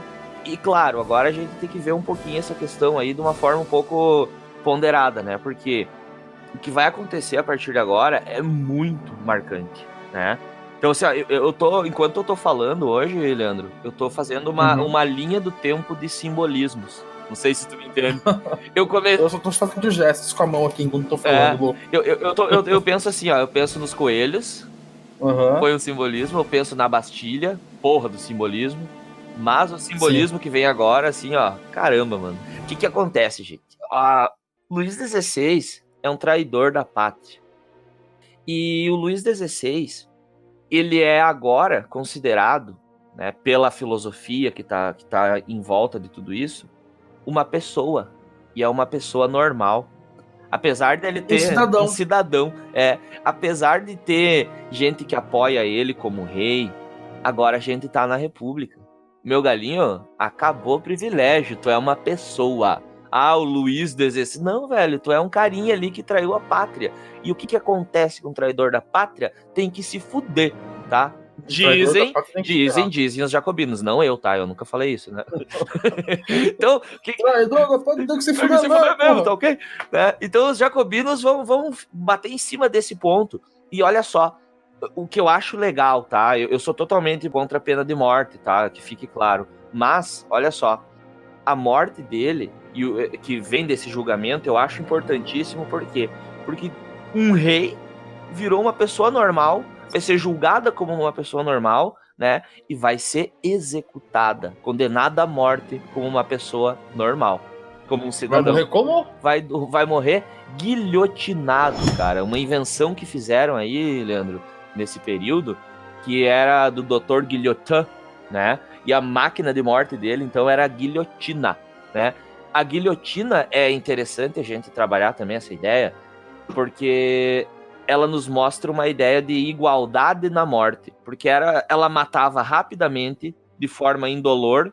Ninguém estava lá para nos dizer, mas até então que, né, depois de ser guilhotinado, a ideia que se tinha que não doía, que era uma coisa rápida, indolor, e que todo... Não, mas não dói, não. Não dói? Não dói? Não dói? Não. Beleza. Não dói. Tá tranquilo.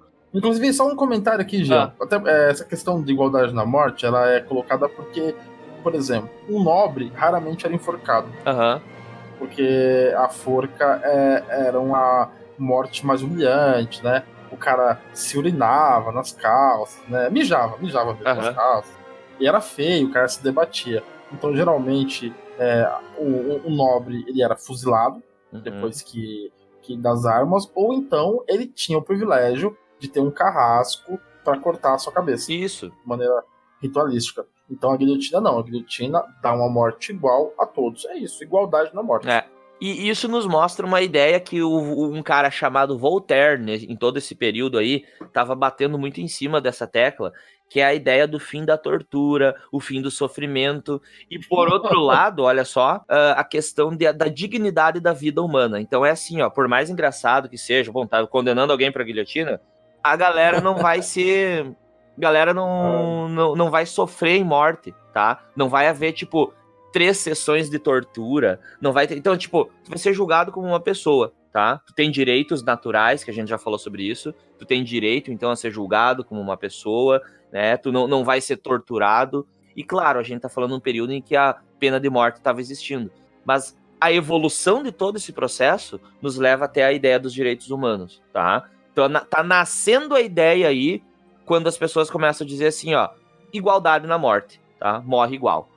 Assim, eu respeito sua vida é importante pra mim, eu não posso te torturar, mas agora vem aqui que eu vou arrancar sua cabeça na guilhotina. Se tu for um arrombado que merece, foda-se, né? Claro que daí vai da concepção deles, tá? Não, ninguém merece. Quem diz que merece é o tribunal. Se o tribunal dizer que merece, então merece. Né? Não sei também. Não sei, o tribunal erra. O tribunal erra, né? Isso é complicado. Por isso que eu sou contra totalmente a ideia da pena de morte, né? Mas, olha só, galera. Meu Deus do céu. Um rei guilhotinado. Nossa, tu imagina o alvoroço que isso representa pra Europa monarquista, tá? Então a galera fica loucaça. Se a revolução já dava medo, imagina a ideia do rei Luís XVI ser guilhotinado, né? Então é complicado isso daí, né? É uma questão bem, bem importante aí. E pra mim é um dos maiores simbolismos. Então, minha linha do tempo dos simbolismos de hoje: coelho, Bastilha, guilhotina no rei. Coelho, Bastilha e guilhotina no rei? Isso, esses são os meus simbolismos de hoje. Interessante. Coelho na guilhotina e Bastilha no rei. Legal.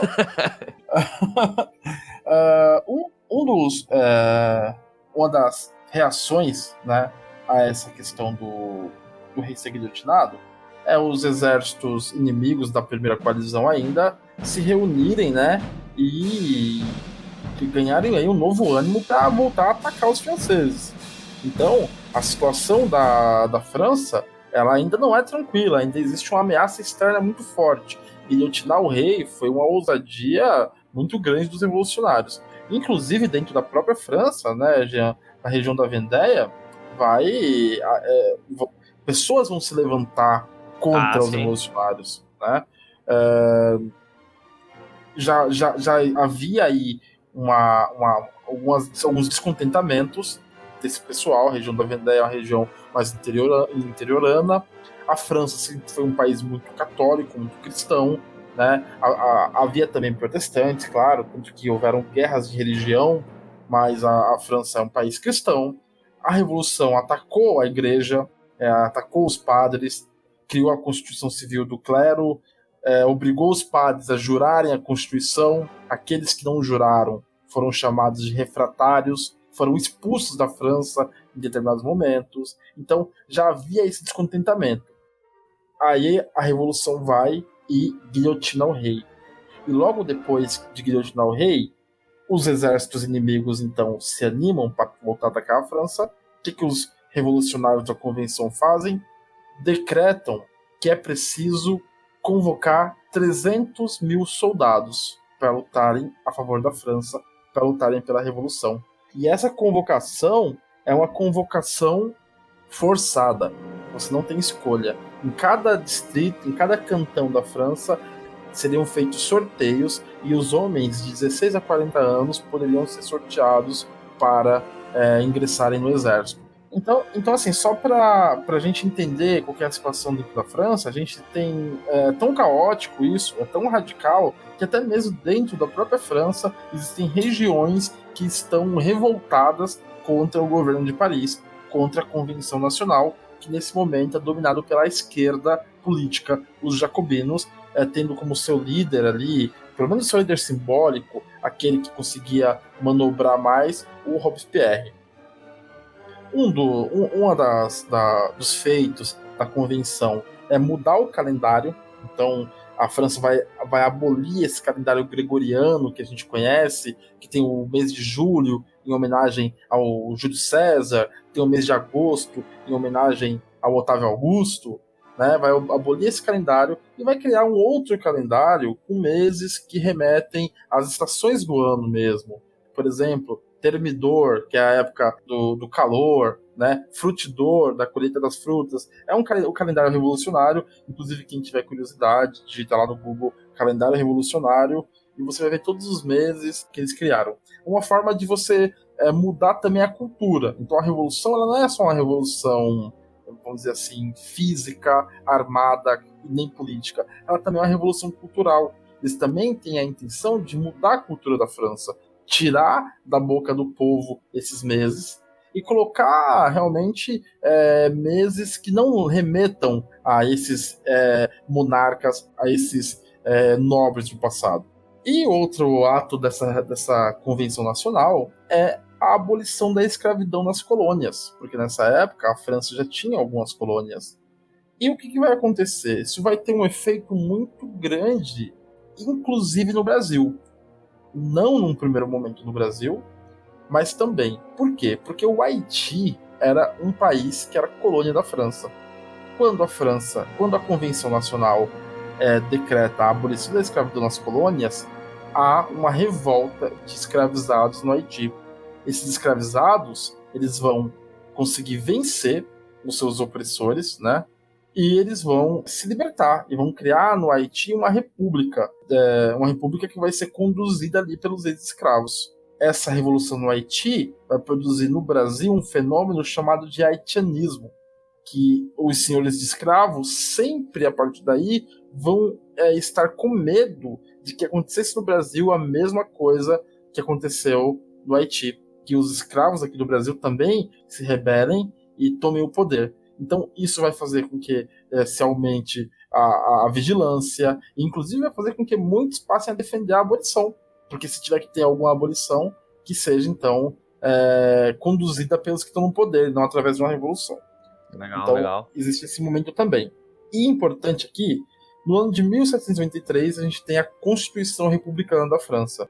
Se aquela primeira Constituição, a do ano de 1791, ela tem a marca da burguesia, por exemplo, o voto censitário e a monarquia constitucional, essa Constituição do ano de 1793 tem a marca dos jacobinos, tem a marca dos pequenos burgueses, dos camponeses, dos sans-culottes. Lembrando que os sans-culottes é a massa proletária, são os operários de Paris. Então ela vai trazer coisas que a gente vai logo reconhecer como coisas que o povão quer, reivindicações das massas, da população. Por exemplo, impostos para os mais ricos, aumentar os impostos daqueles que têm maiores rendas. Por exemplo, lei do preço máximo, limitar o preço de alguns produtos, por exemplo, pão. Claro que nunca tabelamento de preço dá certo, porque daí quando você coloca preço oficial num produto, você cria um mercado paralelo, ali, um mercado negro daquele produto, mas eles tentam. O fim da prisão por dívidas. As pessoas não poderiam mais ser presas por dívidas. Uma reforma agrária na qual o Estado francês vai doar para os camponeses, aqueles que não têm terra, as propriedades daqueles nobres que fugiram da França, dos emigrados. Educação gratuita e obrigatória. Então, o Estado francês vai assumir princípios aqui iluministas, né, de educar o povo, de dar educação gratuita e obrigatória para todos, não somente para aqueles eleitos ou para aqueles escolhidos.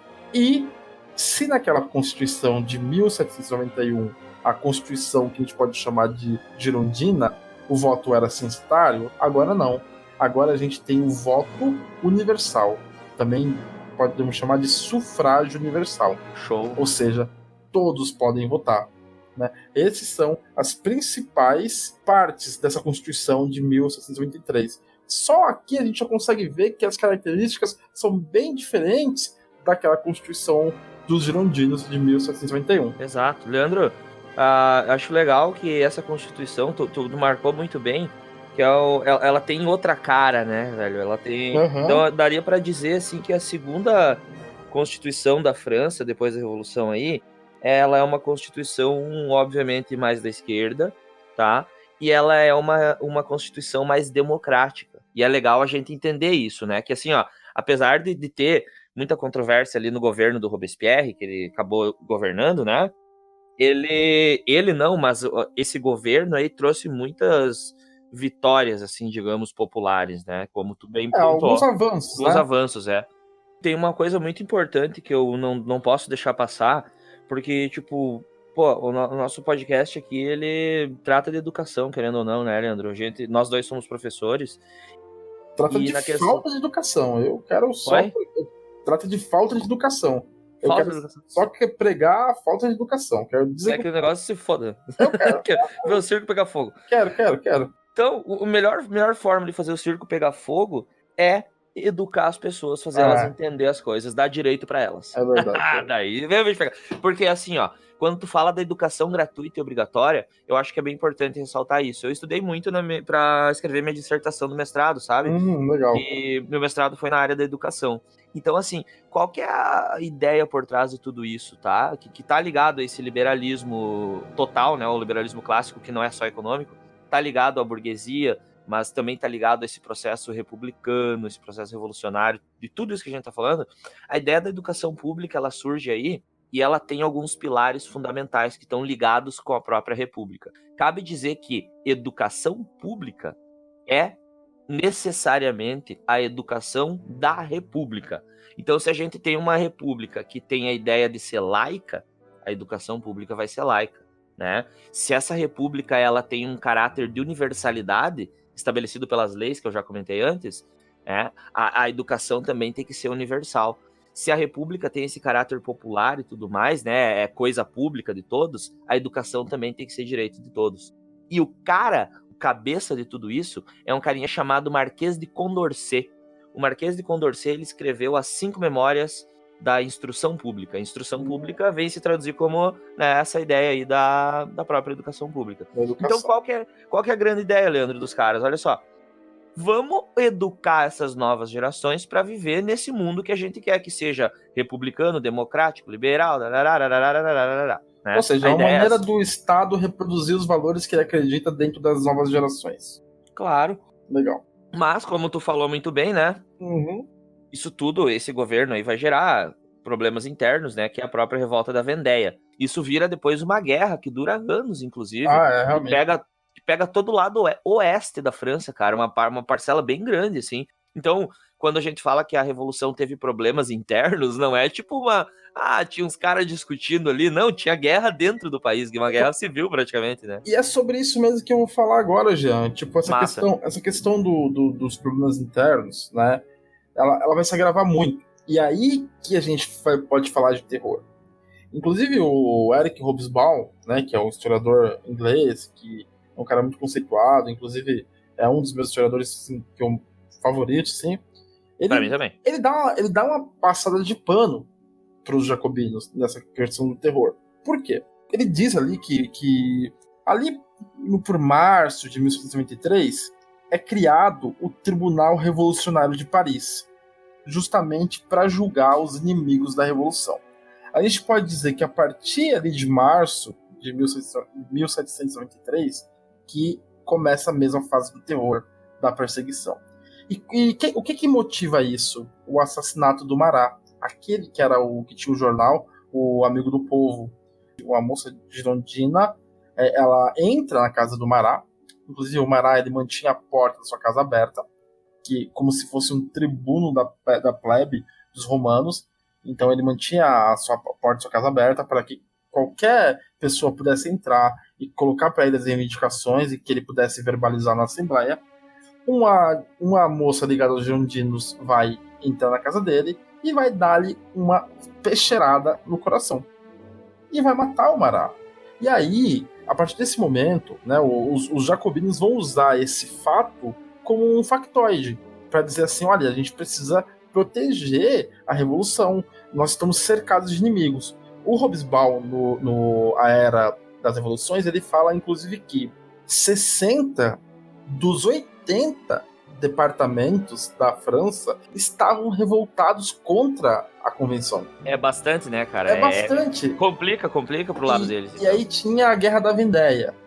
E além disso, tinha os inimigos externos que estavam se reorganizando para invadir a França. Então tratava-se ali de você proteger não só mais as conquistas da Revolução, mas proteger a existência do Estado francês. Né? O Estado republicano, bom lembrar, né? Que poderia voltar atrás. Poderia voltar atrás, assim como voltou, né? Depois, exato. Não queria dar spoiler, não, mas depois voltou. Depois a monarquia vai voltar na França. E depois vai cair de novo, mas isso aí é outro papo. Então, o que acontece ali, a partir da morte do Marat, cria-se então o Tribunal Revolucionário. Né? Além disso, a crise econômica na cidade ela se agrava, a convenção não consegue resolver a crise, então as fomes também, o período de fome da população da cidade também se agrava, as pessoas continuam passando fome, né? Ou seja, elas não veem um alento nisso. Nesse clima de caos que a convenção começa então a perseguir todos aqueles que são declarados inimigos da Revolução. Eles vão aproveitar nesse momento para perseguir todos os inimigos políticos que eles têm, sabe? E aí você fala assim, então vamos agir antes, vamos perseguir, vamos encontrar os traidores, vamos encontrar aqueles que querem trair a Revolução. E é isso que o Tribunal Revolucionário vai fazer. Né? Ele vai incentivar as delações, as denúncias, e isso nunca dá certo. Uma sociedade onde as pessoas se vigiam e se denunciam, olha, fulano é traidor, outro é traidor, né? Não é só na França que aconteceu isso vai acontecer também em outras ditaduras, né? No isso Brasil, cria um clima de paranoia, eu costumo dizer, que cria um clima de paranoia, né? Exatamente, cria um clima total de paranoia. O Hobsbawm vai dizer que depois os girondinos eles vão meio que dar uma inflada nessa época e vão dizer que o terror foi algo assim pavoroso. O Hobsbawm, como eu disse, vai passar um pano, né? O Hobsbawm é um historiador também marxista, então vamos entender quem está falando. Ele vai dizer que nesse período, durante 14 meses de terror, foram mortos cerca de 17 mil pessoas. Ele vai dizer que, comparado com outros processos revolucionários do século XX, isso não foi muito. Se você pega, por exemplo, a Revolução Russa, se você pega, por exemplo, outros processos, tipo, por exemplo, Primeira Guerra Mundial, né? E até mesmo as repressões que os próprios conservadores vão fazer em 1848, né? Ele vai dizer que isso não é tanto assim. Tá dentro do limite ali, do que se mata. Mas não deixa de ser mortes, não deixa de ser assassinatos, né? As pessoas eram julgadas sumariamente pelo Tribunal Revolucionário, com poucas provas ou somente indícios de que eles poderiam ser traidores. Inclusive o Danton vai parar na guilhotina, porque ele é acusado de ser um traidor, porque ele é um moderado, ele é acusado de ser corrupto, então ele vai acabar sendo guilhotinado. A maioria dos líderes girondinos, como o Brissot, vai ser guilhotinado. A Marie Gouze, que é aquela que sugeriu a Declaração dos Direitos da Mulher e da Cidadã, vai ser guilhotinada. Vai acontecer tantas mortes, tantos assassinatos, que o povo vai começar a ficar farto disso. Até o momento que o Robespierre vai perder o apoio dessa população. O que vai acontecer com o Robespierre? Ele vai ser guilhotinado. Que ironia, hein? Que ironia, né? Então, o Robespierre vai forçar tanto essa barra que ele vai acabar também sofrendo do próprio remédio. Quando ele perder o apoio do povo, ele também vai ser preso, e aí a Guarda Nacional da Revolução vai se negar a ajudar ele vai ser preso e também ele vai acabar sendo guilhotinado. Então tem a criação do Tribunal Revolucionário, que eu falei, que dá início ao terror, e depois ali tem também a criação do Comitê de Salvação Pública, que vai ser um comitê responsável por tentar realmente assim defender a França dos inimigos externos, né? Ele tem um caráter mais de... Pelo que eu li no passado, esse comitê ele tinha uma ideia mais de controle do exército, né? Em tempos de guerra, né? Para isso, né? É quase como o Ministério da Guerra, vamos dizer assim. Né? Isso. Então, só para salientar que tem esses dois órgãos, o Tribunal Revolucionário, que vai perseguir os inimigos internos, e o Comitê de Salvação Pública, vamos dizer assim, que vai se voltar contra os inimigos externos.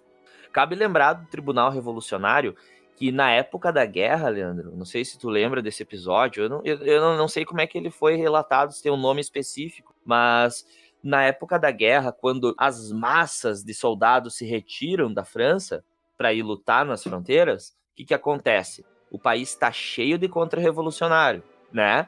Tem muita gente presa, tem pessoas que não foram identificadas ainda como contra-revolucionários. Então, o que acontece? Meio que num momento, numa noite assim, eu não lembro especificamente quando, meio que sem muito comando ali, algumas medidas são tomadas de forma bem arbitrária e entram nas prisões, então, tá? Os responsáveis pelo governo ali, orientados pelos jacobinos, a galera vai até a prisão, tá? E começa a matar arbitrariamente um monte de gente, assim, ó. É uma noite, tipo, sangrenta, assim, ó, que simplesmente tu tá lá, tu tá preso por motivos políticos, né? Então tu vai morrer. Né? Então eles pegavam a galera, jogavam tudo dentro de uma grande sala lá, e iam fazendo uma espécie de julgamento, né? Fake, na verdade, bem mascarado, né? Eles faziam um julgamento para não dizer que mataram sem mais nem menos. Não era nem guilhotina ali, eles iam simplesmente esfaqueando a galera e matando do jeito mais rápido possível. A galera é acusada de traição, né? Isso, os traidores vão morrer logo, porque aquele medo, aquela paranoia, bom, tá todo mundo fora, né? Os soldados estão fora. Imagina se essa galera sai das prisões. Claro que não iam sair sozinhos também, né? Mas, então, naquela paranoia acontece isso, né? Pra dizer que o terror, então, realmente marca muito nesse sentido. Então, eu acho que, assim, a fase um resumo ali da fase da Convenção Nacional é essa, é a cara dos jacobinos. A gente vai ter os avanços e a gente vai ter essa luta para manter os avanços que vai culminar no terror, nessa paranoia do terror. O Robespierre vai perder apoio e ele vai ser preso, e essa prisão é conhecida como o golpe do Termidor. E assim a gente finaliza essa parte da Revolução, e no próximo programa nós vamos tratar da fase do Diretório e do período napoleônico. Então, Leandro, chegou a hora, sabe que hora é essa? A hora de dar mau exemplo e dar mau conselho pras crianças. É pra isso que eu vivo, cara. Exatamente, eu sei que tu ia gostar desse momento. Galera, olha só, esse é um bloco geralmente final. Teve uma amiga do Leandro que disse que gostaria que tivessem blocos, né, no podcast. Olha só, tá tendo blocos. E esse um bloco na qual a gente vai dar mau exemplo e mau conselho, né, pras pessoas, exato, né? Então, olha só, galera. Um jogo que é muito famoso, que é uma saga imensa aí, que é do Assassin's Creed. O Assassin's Creed se passa em momentos específicos da história e momentos bem importantes. E olha só que legal, tem um na Revolução Francesa. Assassin's Creed Unity. Busquem lá, joguem ele. Ubisoft tá geralmente fazendo promoções ou até dando de graça o joguinho, né? Baixa lá e vai curtir pra caramba. Se você não puder jogar, assista pelo menos no YouTube o trailer desse jogo. Aquele desenho, você já viu? Sim, é bem legal também, né? É muito legal, que ele fala da Revolução Francesa e bem da maneira como foi mesmo. Exato. E é legal desse jogo, Leandro, sabe por que eu recomendo os jogos? E recomendo até para os meus alunos em sala de aula, porque ele traz uma imersão fantástica, assim, ó. Eu, quando fui jogar esse jogo, eu fui tipo, como quem não quer nada, mas é Revolução Francesa, eu gosto, né? Vamos lá. Cara, eu entrei na sala lá onde tava acontecendo, sabe o quê? A Assembleia dos Estados Gerais. Ai, que show, cara. Caralho, então tu tá... Eu presenciei no jogo que... É imersão, né? É imersão. Eu presenciei a decapitação do Luís XVI no jogo, cara. Tu sabe o que é isso? Então, tipo, Dá pra chutar a cabeça dele, não? Cara, não dá porque eu tava fugindo dos malandros que eu também matei na hora. Daí eu tive que correr. É porque não é FIFA, né? Não é FIFA, Se fosse FIFA, era gol. Galera, tem um filme aí também bem legal, que é O Germinal. Ele traz aí, então, todo esse processo revolucionário aí também. É um filme... Não espere um filme de Hollywood, né? Ele é um filme teórico, então, conceitual aí, e é para quem busca se aprofundar. E ainda, a fins de estudo, né? Quem quiser assistir algo, uma mídia aí, consumir uma mídia que seja bem pontuada, tem o famoso History Channel, né? Antes da época deles fazerem só programas sobre os alienígenas, né? Eles fizeram um documentário da Revolução Francesa. Então, cara, no YouTube tá lá Revolução Francesa e History Channel. Mas não tem aliens. E nesse não tem aliens. Foi antes deles começarem com essa paranoia de aliens. Não, deve ter alguns aliens. É esse que não viu. Deve ser o Robespierre, quem sabe, ele era controlado por aliens. Ele era um alien, quem sabe, né? Deve ter alien. Sempre, se é do History, tem alien, relaxa. Ou então eles estão vendendo alguma coisa antiga, tipo, estão caçando alguma coisa, não sei. Vendendo a guilhotina. Vendendo a guilhotina que mataram o Robespierre. Dou 100 euros. Ó, eu acho que vale 20 dólares aqui, ó. Tipo, não sei, Rick, parece falso, tá ligado? Muito bom. Agora, já que você falou de filme, eu me lembrei de um filme que eu acho que vale a pena ver, inclusive eu olhei aqui, acabei de colar, tem ele totalmente completo e legendado no YouTube, que é um filme chamado Danton. O Danton? Tem o Danton completo e legendado no YouTube, inclusive quem faz o Danton é o Gerard Depardieu. Opa. E é um filme bem legal, que mostra um pouco desse processo revolucionário também. Eu acho que era isso, né, Jean? Isso aí, cara. Acho que deu pra saber o que a gente queria, né? Eu gostaria de agradecer novamente todo mundo que participou, que mandou suas mensagens, né? Que contribuiu. E eu queria fazer um pedido, Leandro, pra galera que tá ouvindo. Assim, ó, gostou?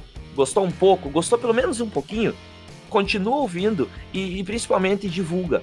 Passa pra galera que tu conhece, que gosta de história, galera que tá estudando, às vezes tá no ensino médio, se preparando pro Enem, quem sabe, não sei, né? Passa pra galera, vai, vamos doutrinar junto, tá ligado? Vamos espalhar esse podcast aí e logo vai estar no Spotify, vai ser mais fácil. Mas por enquanto, queria pedir ajuda da galera que tá ouvindo. Gostou um pouquinho? Divulga, por favor. Obrigado. Lembrando que esse episódio ainda faz parte de um piloto, né? Então a gente ainda tá testando algumas coisas, a gente ainda tá vendo como é que fica melhor a maneira de falar e de interagir. Então, entendam as possíveis falhas, né? Espero que vocês não desistam da gente. Muito obrigado para quem tá ouvindo, muito obrigado para as pessoas que mandaram mensagens. E valeu, pessoal. Espero que vocês escutem esse. A gente também quer o feedback de vocês. E até a próxima. Valeu, galera. Valeu, Leandro. Falou, até mais. Valeu, Jean. Abraço.